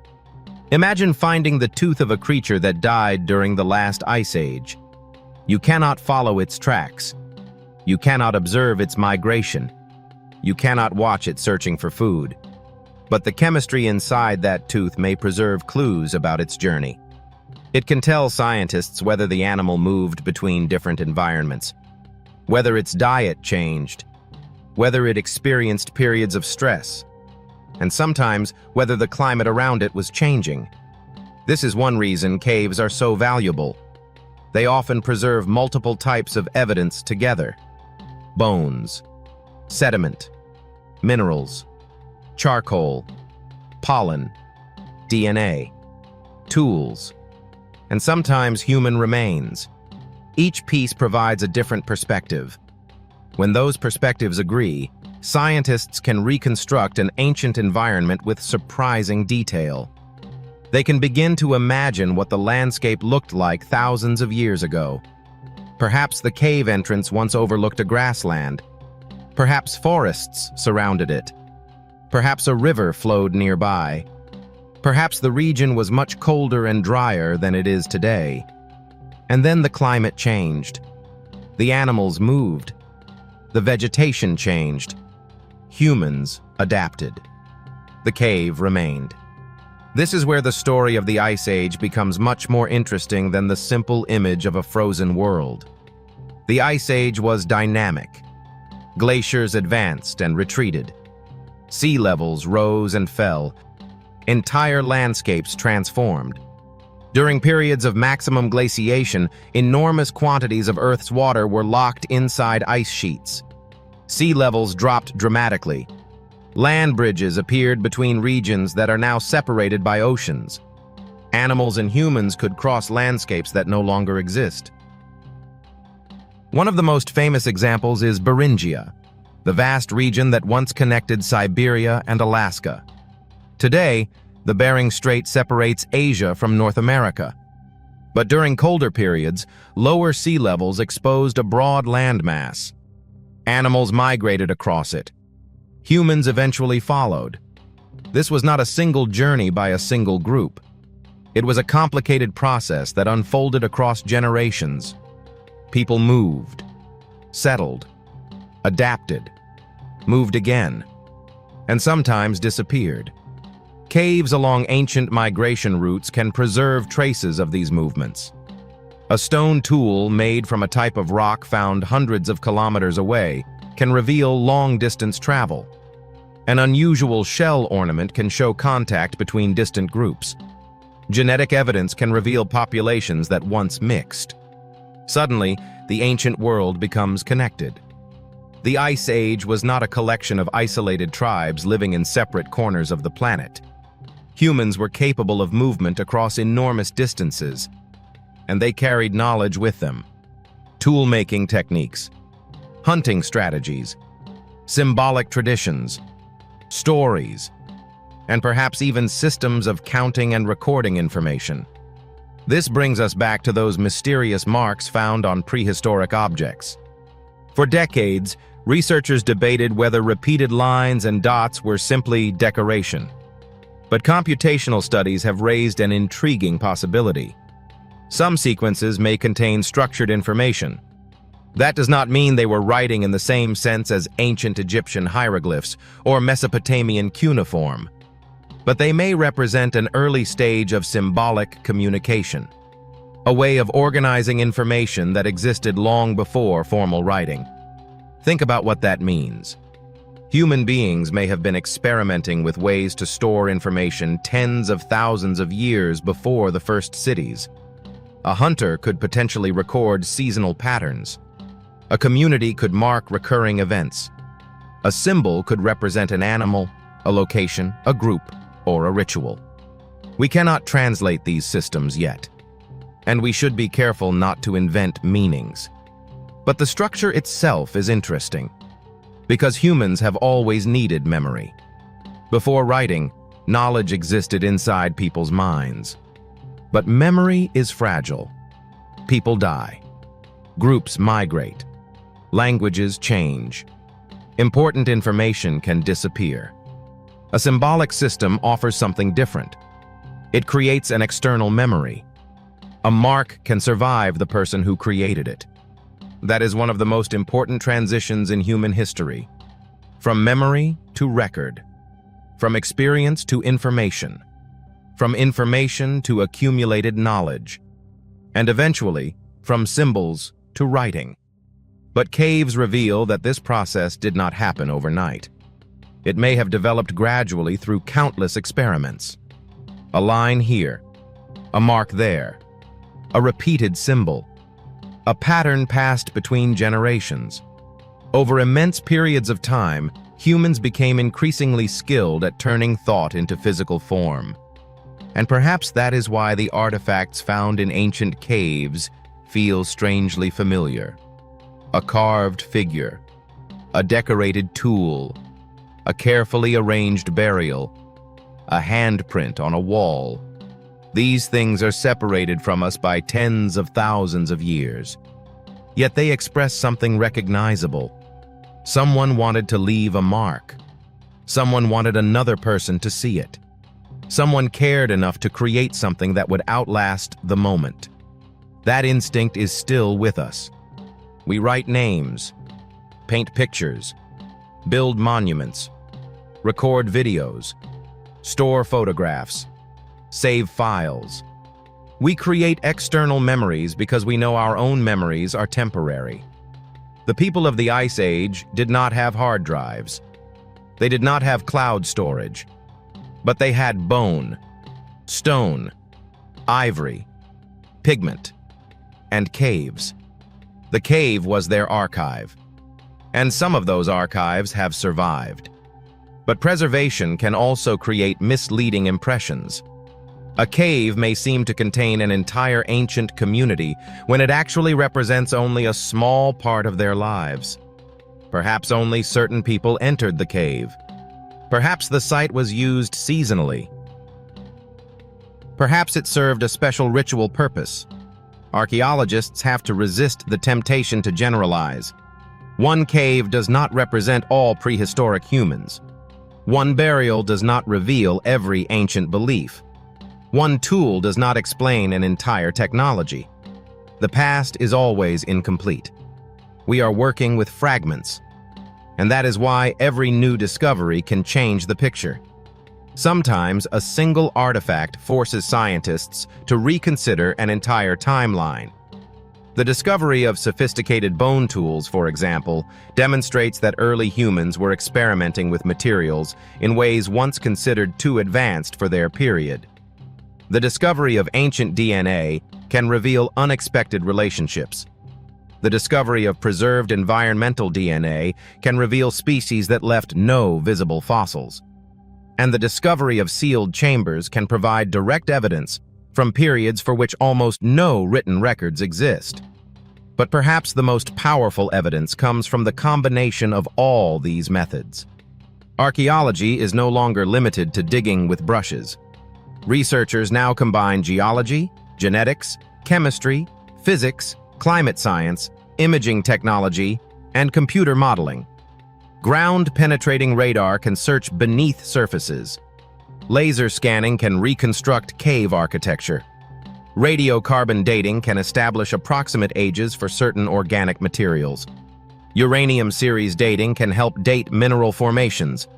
Genetic analysis can identify ancient populations. Isotope analysis can trace diets and movements. Each method answers different questions. And when multiple methods point toward the same conclusion, confidence increases.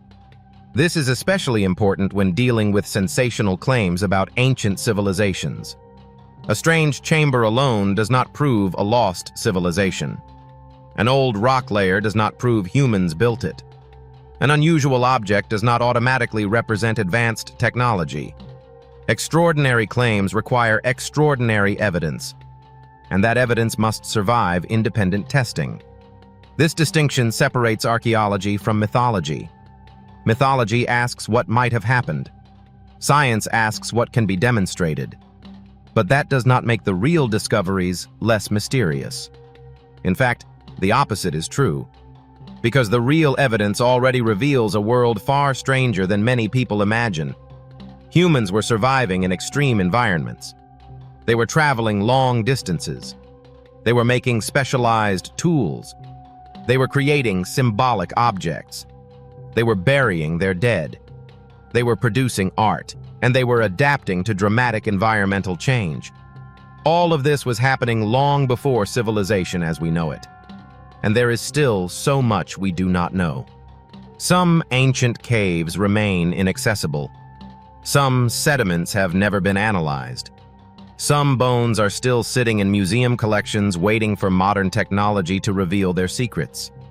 And somewhere beneath the surface, there may be caves whose entrances have not yet been discovered. Perhaps they contain nothing. Perhaps they contain another fragment of the human story. Or perhaps one day researchers will open a chamber sealed since the Ice Age and discover something that forces us to rethink what our ancestors were capable of. That possibility is what keeps archaeologists searching.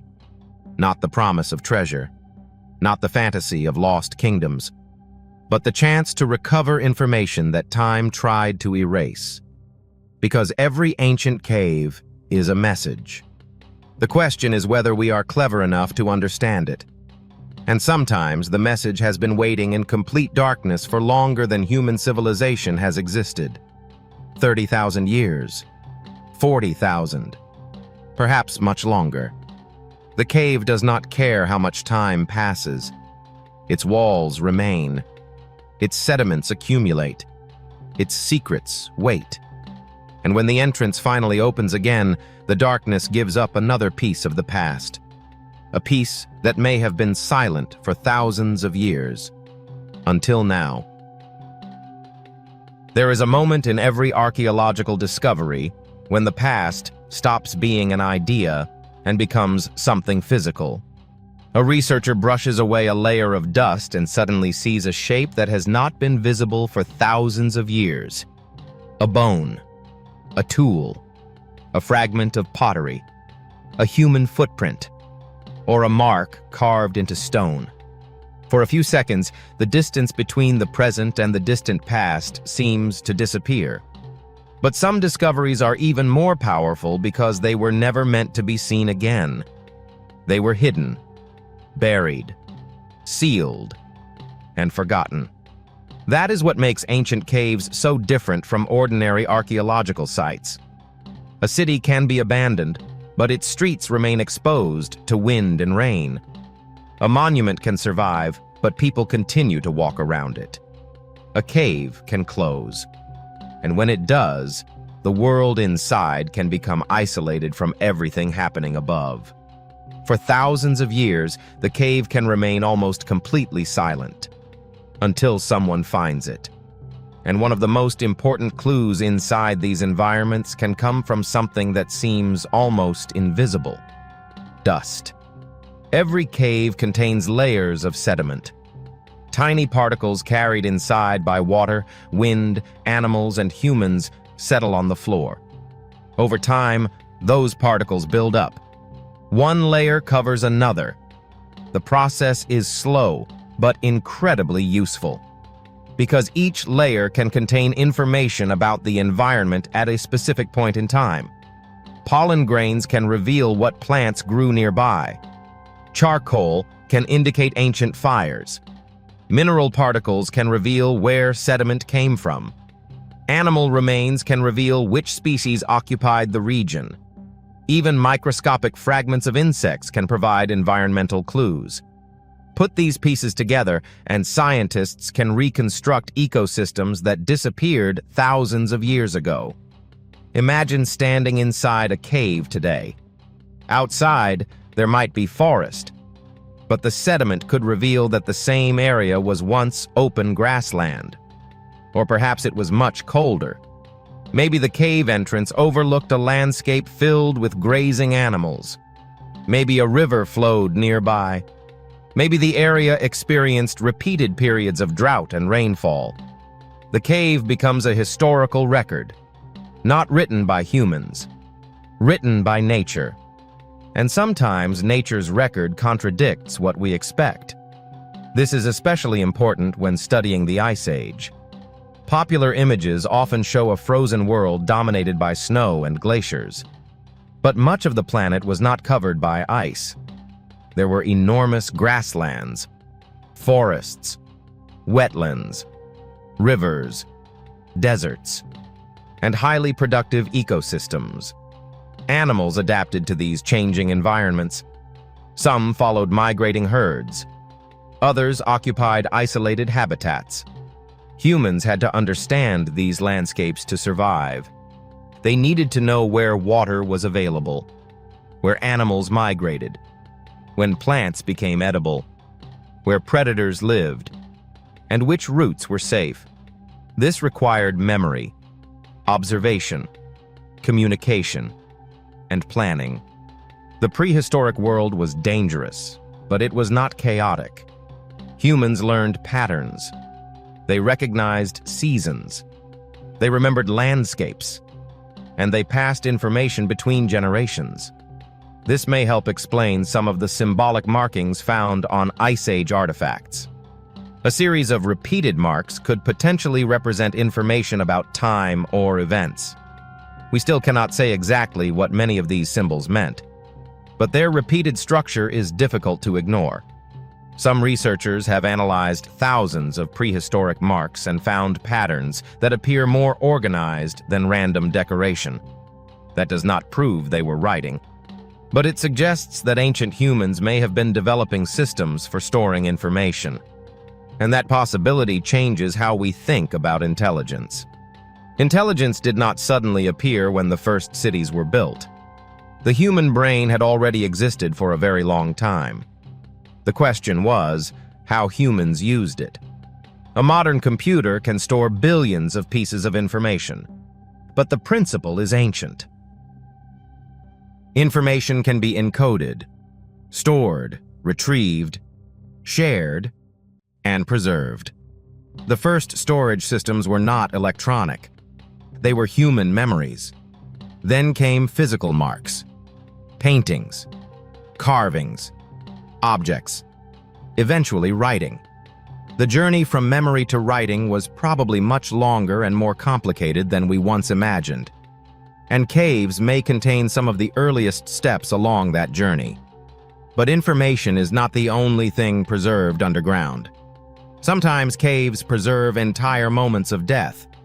This sounds disturbing, but for archaeologists, death can be one of the most informative events in the ancient record. A skeleton can reveal age, sex, disease, injury, diet, movement, genetic ancestry, and sometimes even the circumstances surrounding death.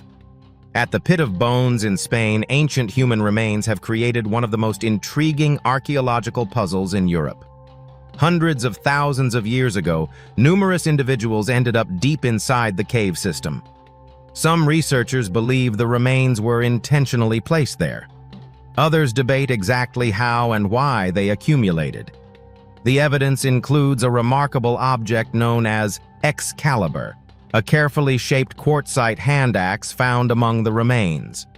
It was not an ordinary piece of debris. Its condition and location have led some researchers to suggest it may have been intentionally deposited.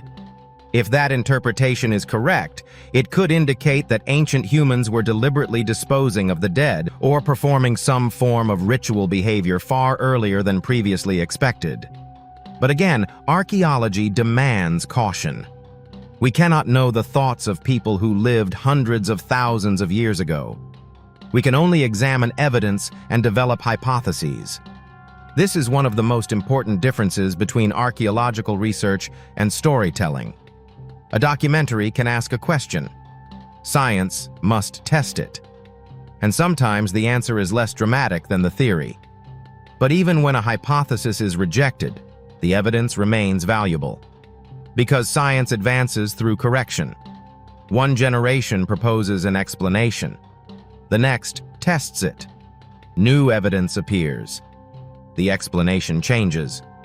That process can feel frustrating when you want a simple answer.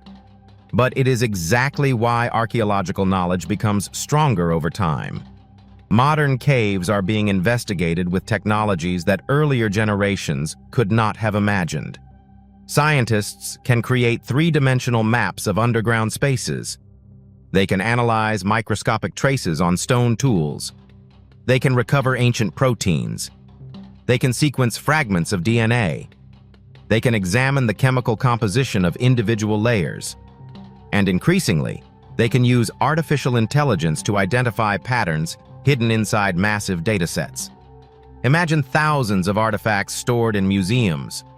Each object has measurements, images, locations, dates, chemical compositions.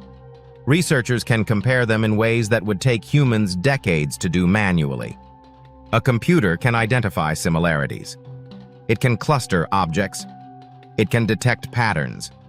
But it still needs humans to interpret what those patterns mean. Technology does not replace archaeology. It gives archaeologists better tools. And those tools are particularly valuable when researchers cannot physically enter a cave. Some underground environments are too dangerous. Others are too narrow. Some are unstable. Some contain poisonous gases. Others may flood suddenly. In those cases, remote sensing becomes essential. A robot can enter where a human cannot. A small camera can pass through a crack. A sensor can measure oxygen. A scanner can map a chamber. And sometimes the most important discovery happens without anyone stepping inside. A tiny signal on a screen can reveal a hidden void. That void could be a natural cavity or a human-made chamber. The only way to know is to investigate. And this is where the mystery becomes almost unbearable. Imagine a radar scan revealing an empty space beneath a cave floor. The shape is unusually regular. The walls appear straight. The chamber seems sealed. Nobody knows when it was created. Nobody knows what is inside. You cannot simply start digging. Every layer is evidence. Remove it carelessly, and you may destroy the very information you are trying to discover.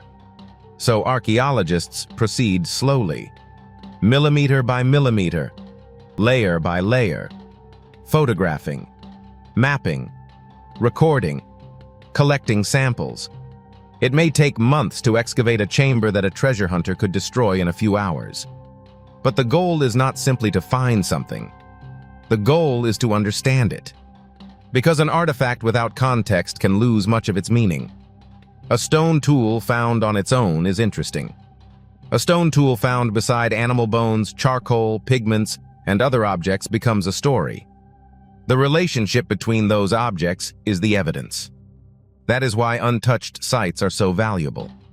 When a cave has remained sealed for thousands of years, the archaeological context may remain almost perfectly preserved. The positions of objects can reveal what happened. A fire may show where people gathered. Bones may indicate food preparation. Tools may reveal specific activities. Burials may show deliberate placement.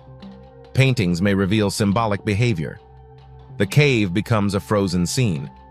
Not perfectly frozen, but preserved enough to allow scientists to reconstruct pieces of the past. And this brings us back to the mysterious cave hidden for tens of thousands of years. If such a cave truly remained sealed since the Ice Age, its contents could provide an unusually clear snapshot of a prehistoric environment. The most exciting possibility would not necessarily be gold or treasure. It would be evidence. Evidence of who entered, when they entered, what they carried, what animals lived nearby, what the climate was like, and perhaps how these ancient people understood their world. A single discovery could connect several fields of science at once: archaeology, geology, paleontology, genetics, climate science, human evolution. And the deeper the evidence goes, the more important context becomes. Because the greatest discoveries are rarely about one object. They are about connections. A bone connects to an animal. An animal connects to an ecosystem. An ecosystem connects to climate. Climate connects to human movement. Human movement connects to technology. Technology connects to culture. and culture connects to the story of us. That is why a dark hole in the ground can matter so much. It may look like nothing from the surface, but beneath it could be thousands of years of information waiting to be reconstructed. The cave does not speak. It does not explain itself. It gives us fragments. We have to assemble them. And sometimes, when those fragments finally fit together, they reveal something we never expected.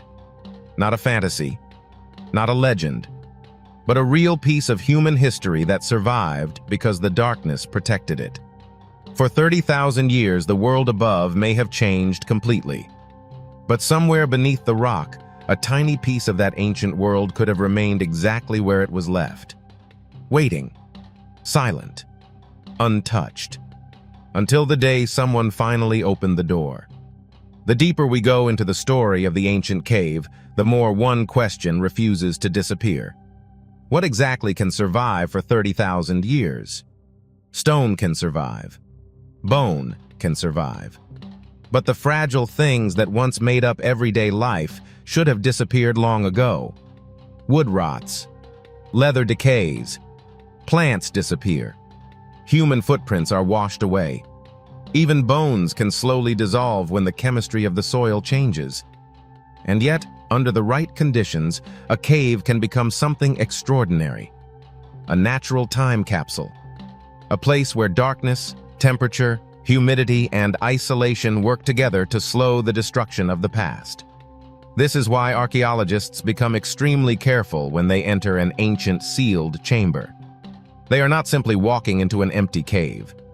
They may be entering an environment that has been isolated since people who lived during the Ice Age last stood there.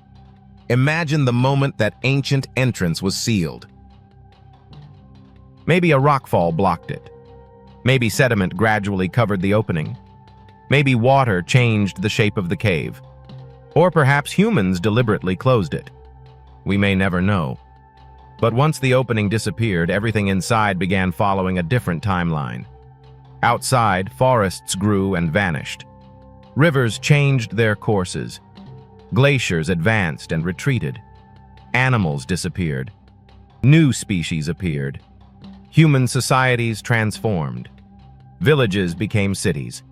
Cities became ruins. Empires rose and collapsed. Writing was invented. Metalworking transformed human technology. Ships crossed oceans. Modern civilization emerged. And throughout all of it, the cave remained dark. That is what makes sealed archaeological sites so powerful. They are almost completely disconnected from the normal process of history. Inside, an object does not move unless something moves it. A bone does not suddenly appear somewhere else. A tool remains close to where it was abandoned. A layer of sediment stays above another layer. The cave preserves relationships, and relationships are what allow archaeologists to reconstruct events. Consider a simple example. Suppose researchers discover charcoal beside animal bones. That alone might suggest humans were cooking. But then they find stone tools nearby. Microscopic cuts on the bones match the edges of those tools. Suddenly, the interpretation becomes stronger. The animal was probably butchered. The charcoal suggests fire. The tools provide evidence of processing. And the position of everything tells researchers whether the activity happened naturally or through deliberate human behavior. This is how archaeology works. Not through one spectacular object, through hundreds of small clues that reinforce each other. Sometimes the smallest clues are the most important. A microscopic scratch on a stone tool can reveal how it was used. A tiny fragment of plant material can reveal what people ate. A single grain of pollen can indicate the vegetation surrounding the cave thousands of years ago. A trace of blood protein can identify an animal species. A fragment of ancient DNA can reveal a genetic connection between populations separated by enormous distances.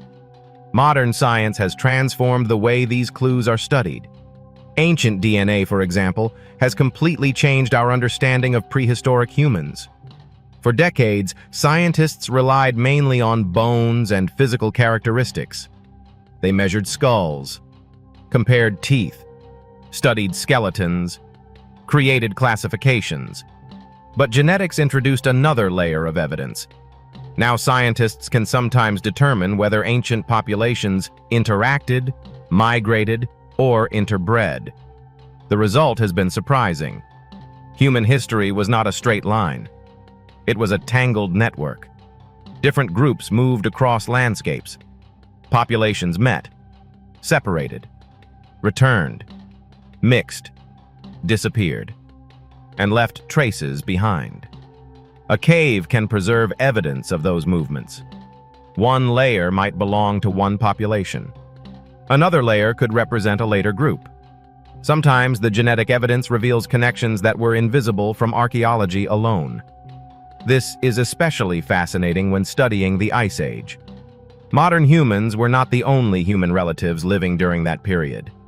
Neanderthals occupied large parts of Europe and Western Asia. Denisovans lived farther east.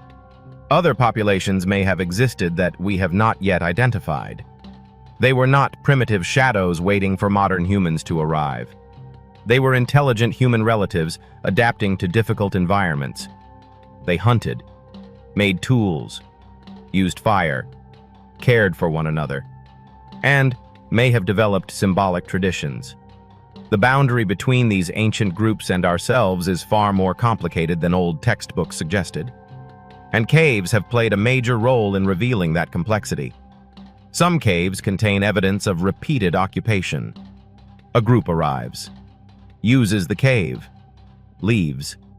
Another group arrives centuries or thousands of years later, uses the same space, leaves different artifacts. Over time, the cave becomes a layered record of human presence. But what if a cave contains only one major occupation? That could be even more valuable, because it may preserve a single period with unusual clarity. This is why researchers become excited when they discover a site that appears to have remained sealed for thousands of years. The fewer disturbances, the more confidently scientists can interpret the evidence. Still, there is a major problem: contamination. Modern humans leave traces everywhere: skin cells, fibers, dust, microorganisms. Even a scientist's breath can introduce material into an ancient environment. That sounds harmless. But when researchers are trying to identify DNA that may be tens of thousands of years old, contamination can completely change the results. This is why excavation teams wear protective clothing. They carefully control access. They document every movement. Samples are sealed. Tools are sterilized. Laboratories use strict procedures. The goal is simple: make sure the ancient evidence actually came from the ancient site. Because the difference between an authentic discovery and a modern contamination can be microscopic. And sometimes, controversy begins exactly there. A sensational claim may appear. A headline announces that scientists discovered evidence of an advanced prehistoric civilization. Social media explodes. People imagine lost cities beneath the earth, ancient machines, unknown technologies, mystical civilizations. But when researchers examine the actual evidence, the story may be far less dramatic. That does not make it boring. In fact, reality can be even more fascinating. A simple stone tool can reveal that ancient humans understood fracture mechanics. A collection of animal bones can show seasonal hunting. A sequence of footprints can reveal movement. A tiny pigment fragment can provide evidence of symbolic behavior. These discoveries may not sound as exciting as a hidden treasure chamber, but they can change scientific history. The most important lesson from ancient caves is that mystery and evidence are not enemies. Mystery is where the question begins. Evidence is how we move toward the answer. And sometimes the answer creates an even bigger mystery. Imagine researchers discover a strange series of marks on a bone inside the cave. At first, they assume it is accidental damage. Then they find similar marks on another object. Then another. The marks appear at regular intervals. They are too consistent to dismiss. Now scientists must ask what they represent. Counting? A calendar? Hunting records? Ritual symbols? Something completely different? Without additional evidence, nobody can honestly say. But the pattern itself becomes important, because it suggests that someone was intentionally modifying the object. That tells us something about cognition. The person was not simply using the bone as food waste. They were turning it into an information-bearing object. This is one of the themes that connects many of the discoveries we have explored. Ancient humans repeatedly demonstrated the ability to organize information. They developed tools. They controlled fire. They tracked animals. They navigated landscapes. They created symbolic markings. They buried their dead. They constructed shelters. And they adapted to dramatic environmental changes. The Ice Age was not simply a period of survival.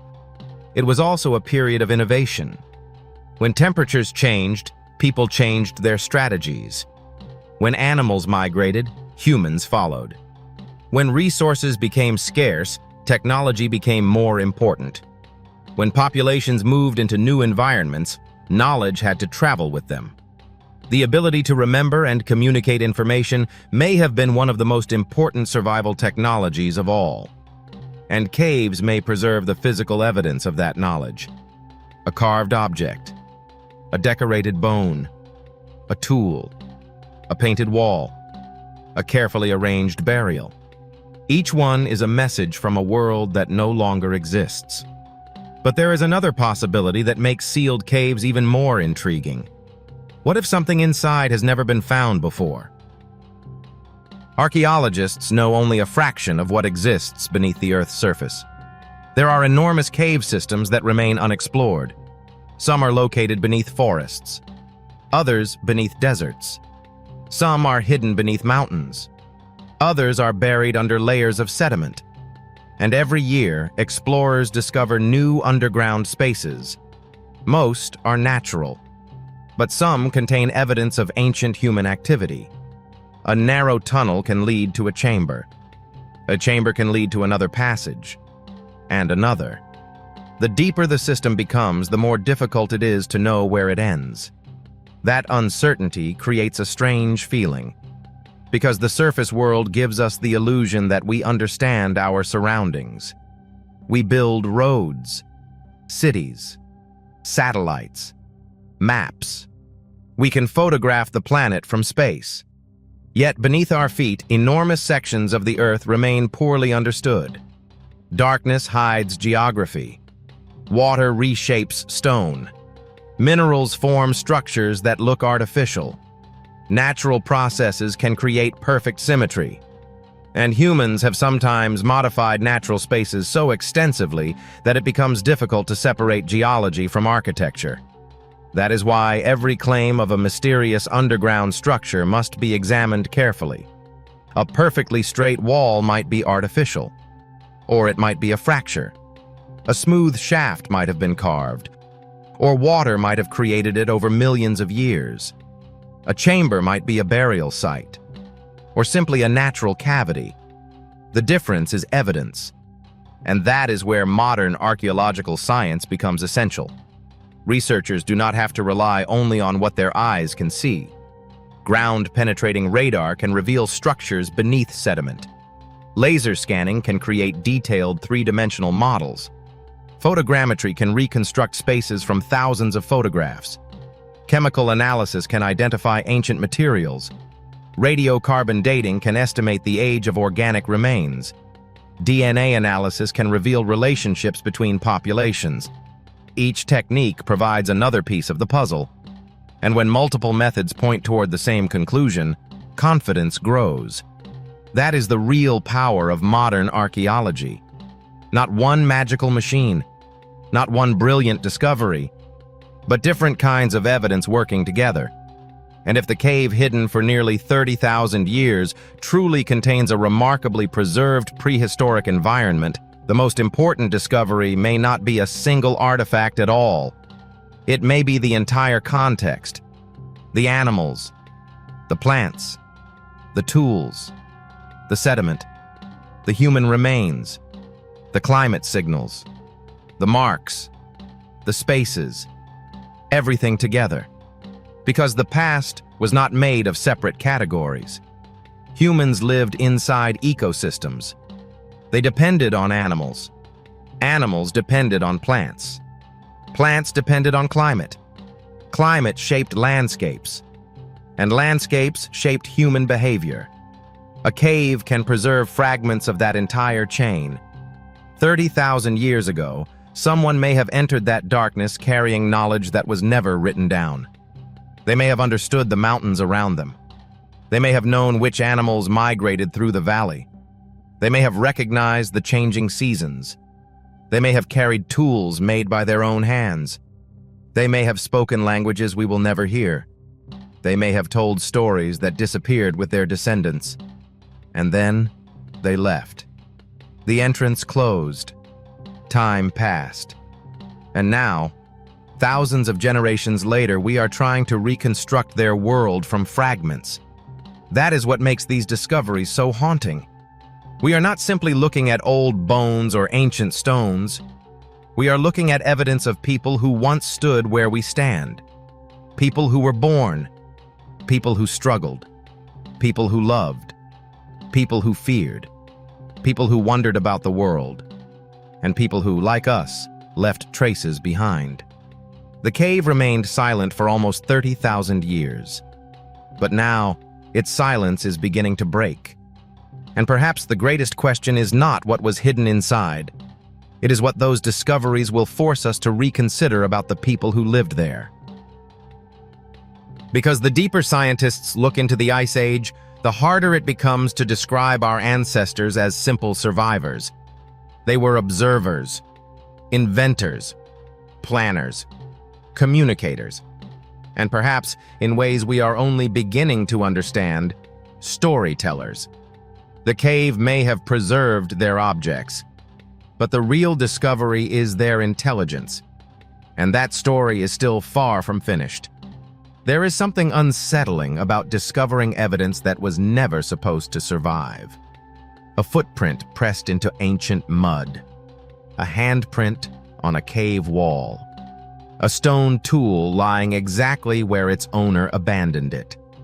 A fragment of bone carrying traces of a life that ended thousands of years ago. These objects are silent, but they contain something incredibly powerful. They preserve a moment. And when that moment is tens of thousands of years old, even the smallest detail can become a major clue. This is why the cave hidden for nearly 30,000 years matters so much. It is not simply an underground space. It is a sealed environment from another chapter of Earth's history. And the longer researchers study such places, the more they realize that the Ice Age was far more complicated than the image of frozen landscapes and primitive hunters suggests. The people who lived during this period faced enormous challenges. Temperatures changed. Ice sheets expanded and retreated. Animals migrated across huge distances. Coastlines moved as sea levels rose and fell. Forests disappeared and returned. Entire ecosystems shifted. Yet humans survived all of it. They did not survive by luck alone. They adapted. They observed. They experimented. And they remembered. Imagine following a group of Ice Age hunters across a landscape that no longer exists. There are no roads, no cities, no signs, no maps. But they know where they are going. They may have learned the route from their parents. They know where water can be found. They know which valley attracts animals. They know which plants appear during certain seasons. They know where predators are likely to be. This knowledge was not written in books. It existed inside human memory. And that memory could be passed from one generation to another. In some ways, that may have been humanity's first information network. But caves provide evidence that people eventually found ways to store information outside the human mind. Marks on bone, patterns on ivory, symbols painted on stone, objects placed in deliberate arrangements. These things suggest that humans were experimenting with symbolic communication long before the appearance of formal writing. That does not mean Ice Age people were writing novels or keeping libraries. It means something more fundamental may have been happening. They were learning how to turn ideas into physical patterns. Once humans learned that a mark could represent something beyond itself, the possibilities became enormous. A mark could identify. A pattern could count. A symbol could represent a concept. A sequence could preserve information. And eventually, thousands of years later, these experiments would contribute to writing systems. The leap from a simple notch on bone to a written language was enormous. But evolution does not always happen in one dramatic moment. It can happen gradually, step by step, generation by generation. The same principle applies to technology. A simple stone blade may look primitive to us, but making one requires knowledge. The maker must select the right stone, understand its fracture properties, strike it at the correct angle, control the force, and remove material without destroying the tool. Bone tools required another level of understanding. Bone is flexible. It can crack. It can splinter. It behaves differently from stone. The discovery of ancient bone tools shows that prehistoric humans were not simply picking up whatever objects they found. They were selecting materials based on their properties. That is a form of engineering. Not modern engineering, but engineering nonetheless. And the same pattern appears in their use of fire. Fire was not simply a source of warmth. It could transform food, harden wooden points, produce charcoal, create light, protect against predators, and make survival possible in colder climates. Controlling fire required planning. Someone had to gather fuel, maintain the flames, protect them from wind and rain, and understand how different materials burned. These skills may seem obvious today because we inherited them, but someone had to discover them. Someone had to experiment. Someone had to make mistakes. Someone had to teach the next generation. The cave may preserve traces of those experiments. Charcoal fragments, burned bones, ash layers, heat-altered stones. Each can tell scientists something about how humans used fire. And sometimes those traces reveal something unexpected. A cave floor may contain multiple layers of ash separated by thousands of years. That suggests repeated visits. The same location may have attracted different generations of humans again and again. Why? Perhaps it was shelter. Perhaps it was close to water. Perhaps animals passed nearby. Perhaps the cave had symbolic importance. Or perhaps the reason has been completely lost. That uncertainty is one of the most fascinating parts of archaeology. Not every question has an answer. And sometimes we have to accept that. Because the further we travel into deep time, the fewer witnesses remain. There are no written records explaining why an Ice Age hunter entered a cave. No diary, no inscription, no surviving voice, only objects. And those objects must be interpreted carefully. This is where modern science becomes essential. Researchers can examine the chemical signatures of ancient fires. They can analyze proteins trapped inside bone. They can identify microscopic wear on tools. They can study ancient DNA. They can reconstruct past climates from cave deposits. Even the minerals growing on the cave walls can preserve information. Some cave formations develop layer by layer over thousands of years. As water passes through rock, it carries dissolved minerals.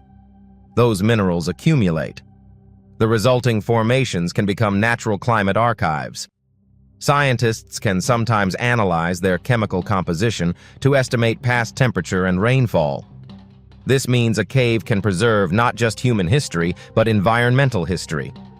And those two stories can be compared.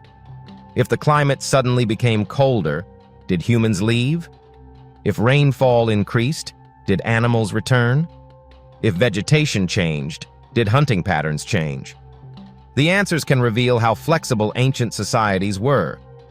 And flexibility may have been one of humanity's greatest advantages. During the Ice Age, survival often depended on adapting quickly. A group that relied on one food source could collapse if that resource disappeared. A group with multiple strategies had a better chance. Hunting, fishing, gathering, seasonal movement, tool-making, shelter construction. Each strategy provided another layer of protection. This may also explain why humans spread into environments that initially seemed almost impossible to inhabit. They entered cold regions, dry regions, mountains, coastal environments, and eventually, remote islands. The archaeological record shows that humans were capable of adjusting to remarkably different conditions. But perhaps the most important adaptation was social. Humans cooperate. They share information. They care for injured members. They teach children. They divide tasks. And they preserve traditions. A single individual can know something. A group can preserve that knowledge. A generation can teach it to the next.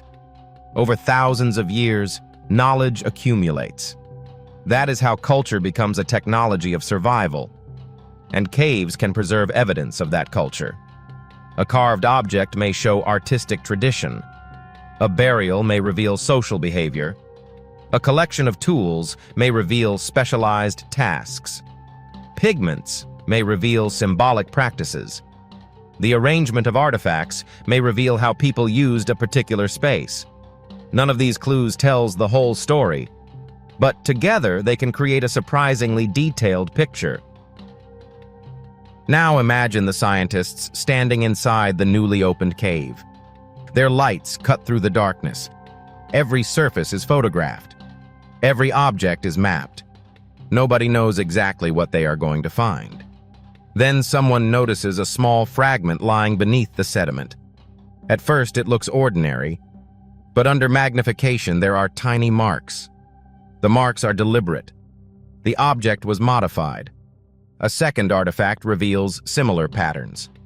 Then a third. Suddenly, a possible system begins to emerge.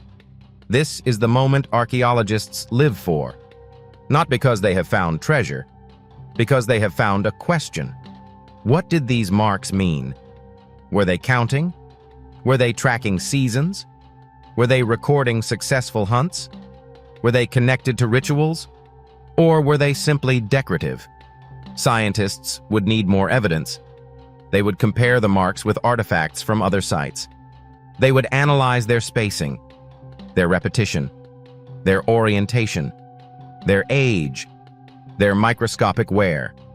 And perhaps they would discover that the same patterns appear hundreds of miles away. If so, the implications could be enormous. It might suggest that groups separated by long distances shared ideas, and that means information was moving across prehistoric landscapes. We often imagine ancient people as isolated, but they may have been connected by networks of movement and exchange. Objects could travel. Techniques could spread. Stories could move from one group to another. People could migrate. And genes could follow. The Ice Age may have been a period of enormous human movement. As glaciers expanded and contracted, the boundaries of habitable land changed. People had to move with the environment.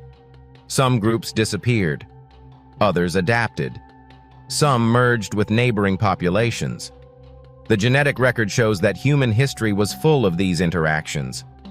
And every new cave discovery has the potential to add another piece. That is why scientists are careful when they encounter extraordinary claims. A 30,000-year-old object can be fascinating without proving an advanced, lost civilization. An unusual structure can be mysterious without being artificial. A strange bone can belong to a known animal. A pattern can look intentional and still have a natural explanation. The goal is not to make the discovery sound incredible. The evidence is already incredible. The goal is to understand what actually happened. And sometimes the real story is more powerful than the legend. Because the truth does not need monsters. It does not need ancient superweapons. It does not need a civilization that somehow vanished without a trace. It only needs people. Real people. People living in a difficult world. People making tools. People hunting. People protecting their families. People creating symbols. People entering caves. People leaving traces behind. And perhaps that is the deepest mystery of all. When we look at these ancient objects, we are not only studying strangers, we are seeing distant relatives. Their world is gone. Their languages are silent. Their landscapes have changed. But the basic questions remain familiar. Where will we find food? How do we protect our families? Where is it safe?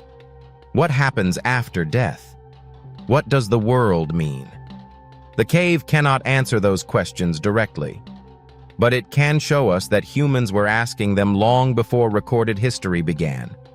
And as researchers continue to examine every layer, every fragment, every mark, the darkness slowly gives up its secrets. 30,000 years ago, the entrance to this hidden world may have closed forever. Today, it has opened again, and with every artifact removed from the darkness, a little more of that forgotten world returns to the light. But there is still one problem. We have only seen what survived. We have no way of knowing how much disappeared.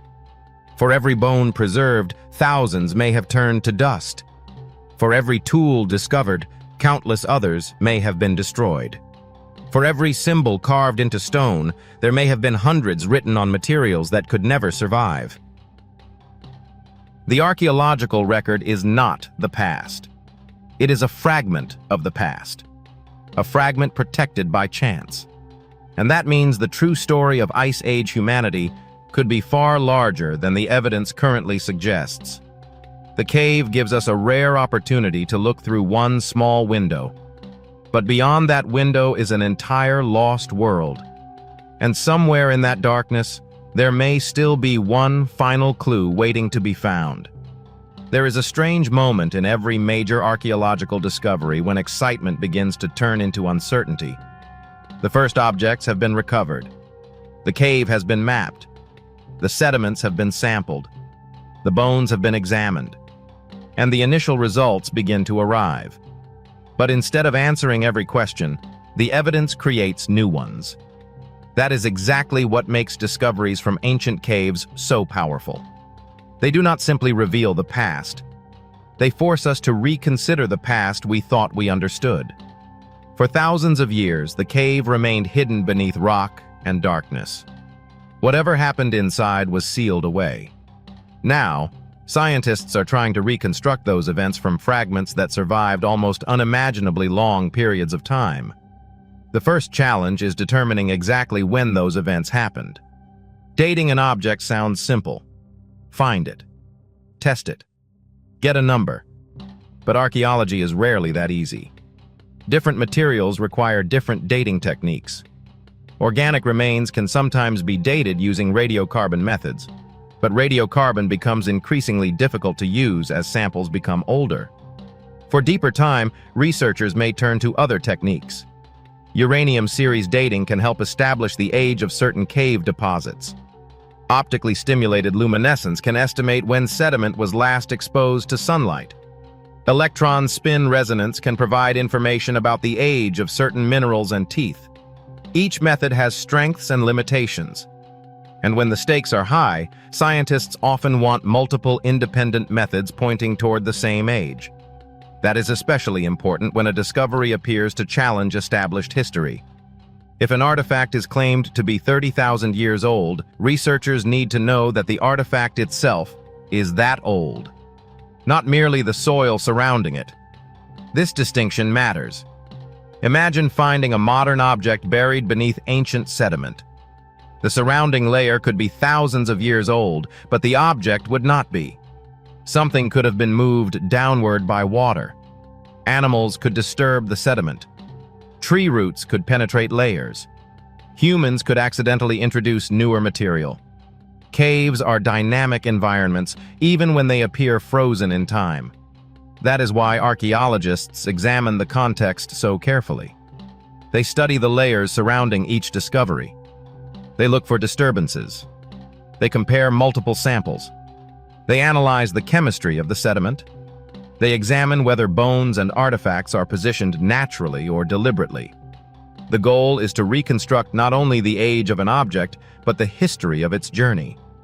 And sometimes that journey is surprisingly complicated. A bone might originally lie on the surface. Thousands of years later, water could carry it deeper into a cave. Another layer of sediment could cover it. A flood could move it again. Eventually, the object ends up somewhere completely different from where it was originally deposited. Without understanding these processes, archaeologists could create a completely wrong story. This is why geology is so important to archaeology. The cave itself is part of the evidence. Rock tells scientists how the underground environment formed. Sediment reveals how materials moved. Minerals show how water traveled through the cave. And the shape of the chambers can reveal whether humans modified them or simply used naturally occurring spaces. This is also where one of the biggest misconceptions about ancient caves appears. A strange shape does not automatically mean humans built it. Nature can create structures that look astonishingly artificial. Water can carve perfectly smooth channels. Minerals can form geometric patterns. Volcanic processes can produce enormous columns. Earthquakes can create straight fractures. Erosion can create chambers and tunnels. Sometimes the natural world produces architecture without architects. That does not make it less impressive. In fact, it can make the mystery even more interesting. But if researchers discover unmistakable human modifications, the interpretation changes. Tool marks, cut surfaces, artificial walls, deliberate arrangements, fire damage, constructed floors. These are the kinds of evidence that can demonstrate human activity. And the more independent signs researchers find, the stronger the conclusion becomes. This careful approach is especially important when studying claims about prehistoric civilizations. There is a huge difference between saying that Ice Age humans were intelligent and saying that an advanced civilization existed during the Ice Age. The first statement is supported by enormous amounts of evidence. The second requires extraordinary evidence. A group of hunter-gatherers could create sophisticated tools, symbolic art, complex social traditions, and remarkable knowledge without building cities or possessing modern technology. Human intelligence does not require skyscrapers. It does not require metal machines. It does not require written mathematics. A human being living 30,000 years ago had essentially the same cognitive potential as a human being today. The environment was different. The technology was different. The culture was different. But the brain was remarkably similar. That realization changes the way we interpret prehistoric artifacts. A carefully carved ivory object is not simply evidence of primitive craftsmanship. It is evidence of planning. A complex hunting strategy is not merely instinct. It requires communication. A long-distance migration is not random movement. It requires knowledge of geography. A burial ritual is not simply disposal of a body. It may represent beliefs about death. And symbolic markings may represent an early attempt to preserve information outside the human mind. The cave could contain evidence of all these behaviors. But perhaps the most fascinating discoveries are the ones connected to survival. Animal remains can reveal what people ate. Cut marks on bones can show how carcasses were processed. Broken bones can indicate marrow extraction. Burn patterns can reveal cooking. Chemical traces can sometimes identify plants. Dental remains can provide clues about diet. Together, these clues can reconstruct ancient meals. Imagine preparing dinner 30,000 years ago. There is no supermarket, no refrigerator, no metal knife, no modern kitchen. Everything depends on what the environment provides. A successful hunt could feed a group for days. A failed hunt could mean hunger. Seasonal plants could become essential at certain times of year. Fish could provide another source of protein. And preserving food would become increasingly important. This means that the people entering the cave may have carried a sophisticated understanding of their environment. They knew when animals moved. They understood which materials could be turned into tools. They knew where shelter could be found. They may have understood weather patterns. They may have remembered locations that were safe during storms. This knowledge could have been more valuable than any physical object, because it could be passed from one person to another. A child watching an experienced hunter could learn. A parent could teach a child which plants were safe. An elder could remember where water was found during dry seasons. A skilled craftsperson could teach others how to shape stone or bone. Knowledge became inheritance. Not genetic inheritance, cultural inheritance. And cultural inheritance can accumulate. One generation adds something, the next improves it. Another changes it. Eventually, thousands of years of experimentation produce remarkable complexity. This is one reason human history should not be viewed as a sudden transformation from primitive to advanced. It was a gradual accumulation. The first stone tools were not the end of the story. They were the beginning of a technological tradition. The first symbolic marks were not writing, but they may represent part of the long road toward writing. The first controlled fires were not industrial technology, but without fire, later human civilization would have been impossible. Every major human achievement has ancestors, and some of those ancestors may be hidden inside caves. Perhaps this is the greatest value of the newly discovered evidence. It does not simply tell us what happened in one location. It helps fill gaps in a much larger story. The story of how humans became capable of transforming the world around them. For a long time, historians placed the major turning point of human civilization around the emergence of agriculture. Permanent settlements appeared. Villages grew. Cities developed. Writing emerged. Governments formed. Trade expanded. But archaeology keeps pushing the evidence of complex behavior farther back. Symbolic culture existed long before cities. Long-distance exchange existed long before empires. Specialized tools existed long before factories. Burial traditions existed long before organized religions. And cooperation existed long before governments. Civilization did not begin from nothing. It grew from abilities humans had already developed for tens of thousands of years. The cave gives us a glimpse of that earlier world. A world before cities. Before kings, before written history, before borders, before modern nations. A world where survival depended directly on understanding nature. And perhaps that is why the discoveries feel so strangely familiar. The people who left these objects behind were living in a completely different world. Yet their actions reveal qualities we recognize immediately. Curiosity, planning, creativity, fear, care, memory, and the desire to leave something behind. Even the decision to mark an object may have been a form of communication. Someone wanted another person to see it, to understand it, or perhaps simply to remember it. That possibility gives prehistoric artifacts an almost haunting quality, because we may never know exactly what the maker intended. We can study the object, measure it, date it, analyze its chemical composition, compare it with thousands of others. But the person's voice is gone. Their name is gone. Their language is gone. Their thoughts are gone. Only the physical trace remains. And that trace has survived for almost 30,000 years. The cave became a vault. Not because someone designed it to preserve history, but because geology created the right conditions. Darkness, isolation, stable temperatures, layers of sediment, protection from the outside world.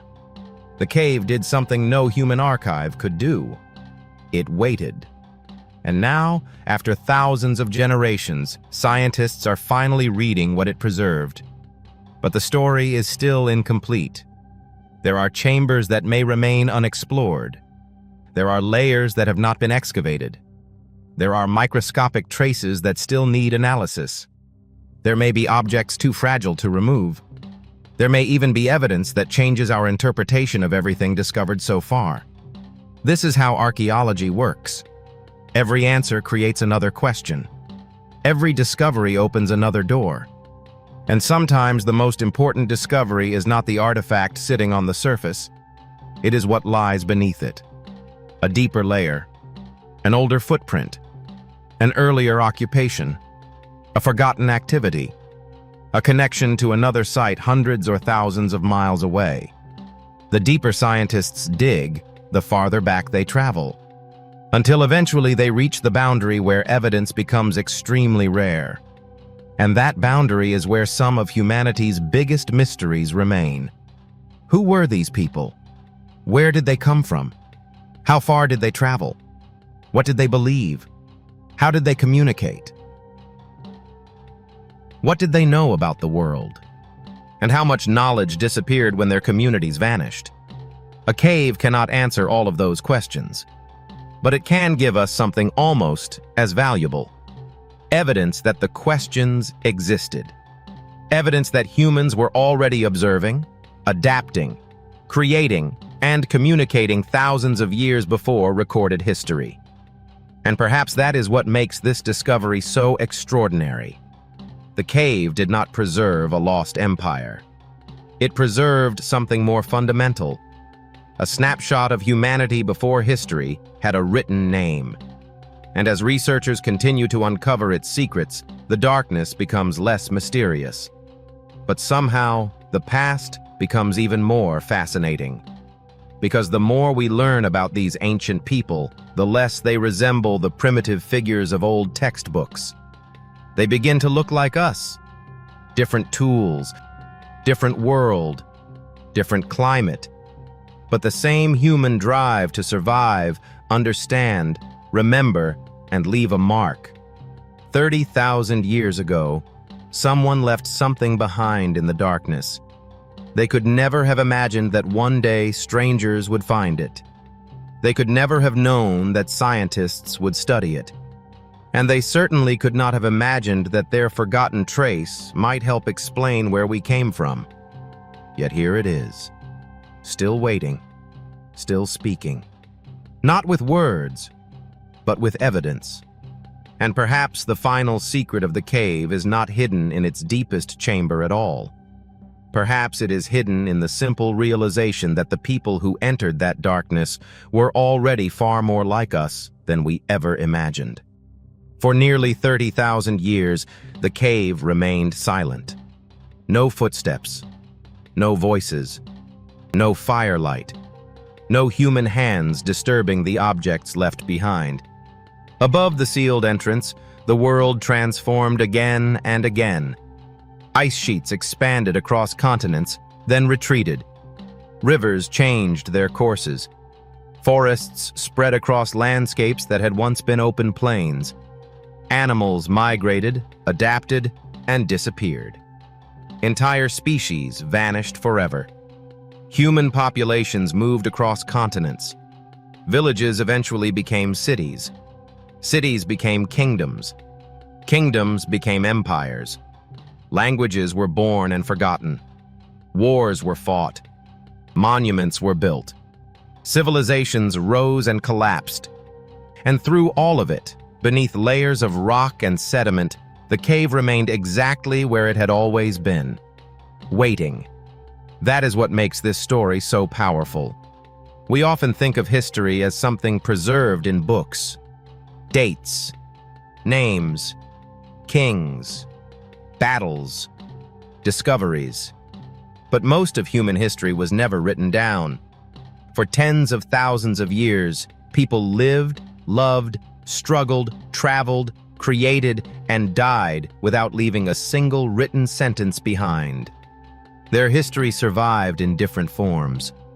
a broken tool, a painted wall, a buried skeleton, a fire-blackened stone, a carved bone, a footprint, a tiny mark scratched into ivory.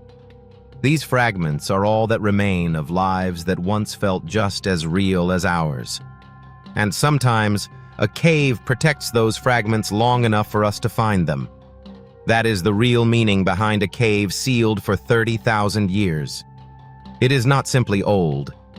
It is a message from a world before written history.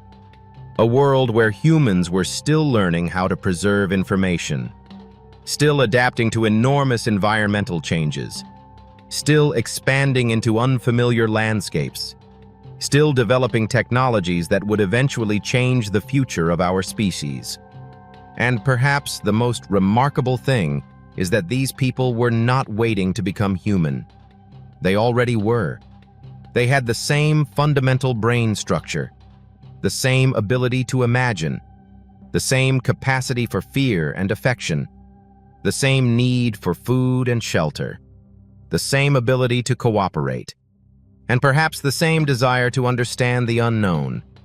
When we look at their artifacts, we sometimes make the mistake of judging them by the technology they lacked. No electricity, no steel, no engines, no satellites, no computers.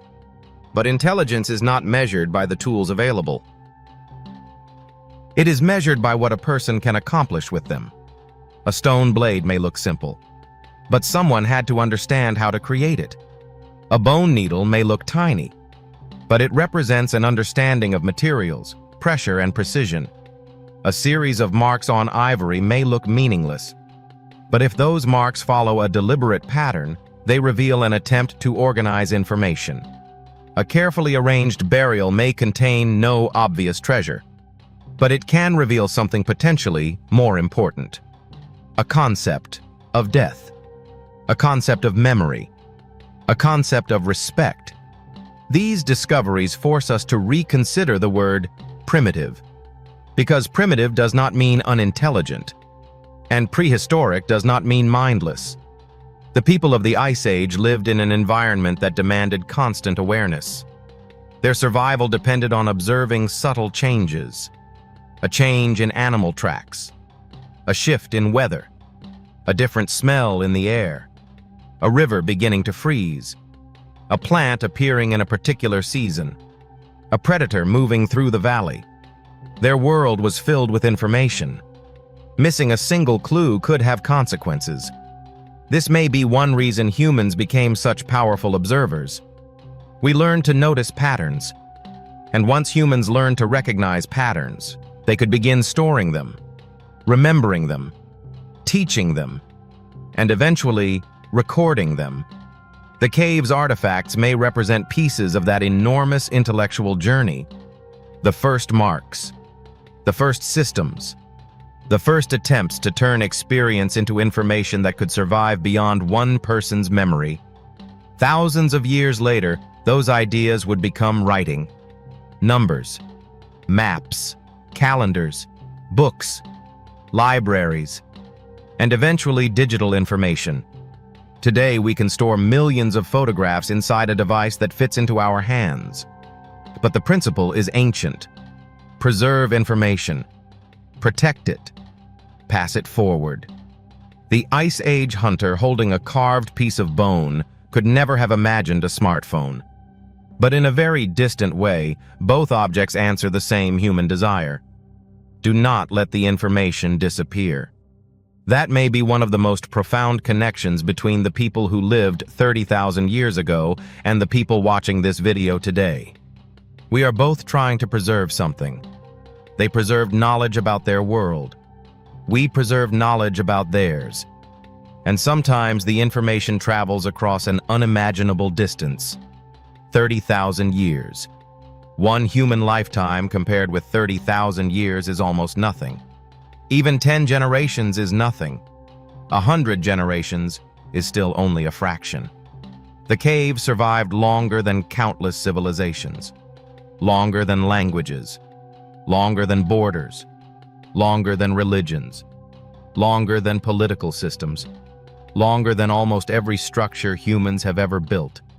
That is the strange power of geology. A mountain can outlive an empire.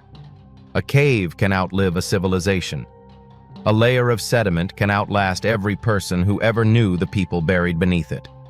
And when that layer is finally opened, the past returns. But it does not return as a complete story. It returns as fragments. This is where the mystery remains. We may know that an object is 30,000 years old. We may know what material it was made from. We may know where it was found. We may even know how it was used. But we may never know who made it, what they were thinking, what they were afraid of, what they were hoping for, what happened immediately before they left it behind. That missing information is where imagination begins. But this is also where we must be careful. A mystery does not automatically prove a fantastic explanation. An unexplained object is not proof of an advanced lost civilization. An unusual chamber is not automatically a secret temple. An ancient symbol is not automatically evidence of an unknown language. And a 30,000-year-old artifact does not rewrite history simply because it is old. Extraordinary claims require extraordinary evidence. That principle is essential, because the real discovery is already extraordinary enough. Ancient humans were capable of far more than earlier generations of researchers imagined. They made sophisticated tools. They created art. They used pigments. They buried their dead. They traveled enormous distances. They adapted to extreme climates. They developed symbolic traditions. They shared knowledge. They created technologies from stone, bone, ivory, wood, and other materials. And they survived one of the most dramatic climatic periods in Earth's recent history. That is not fantasy. That is archaeology. And the cave adds another chapter to that story. Perhaps future excavation will reveal more. Perhaps a hidden chamber will contain objects that transform our understanding. Perhaps ancient DNA will reveal an unexpected connection. Perhaps scientists will discover evidence of a previously unknown population. Or perhaps the final results will be less dramatic. Maybe the cave will simply confirm what researchers already suspect. Even then, it will matter. Because science does not need every discovery to overturn everything. Sometimes confirming a theory is just as important. Each piece strengthens the larger picture. And the larger picture is becoming increasingly clear. Human history is not a straight road. It is a vast network of movement, adaptation, experimentation, and cultural exchange. People did not suddenly become intelligent 5,000 years ago. They did not wake up one morning and invent civilization. The foundations were being built long before cities existed.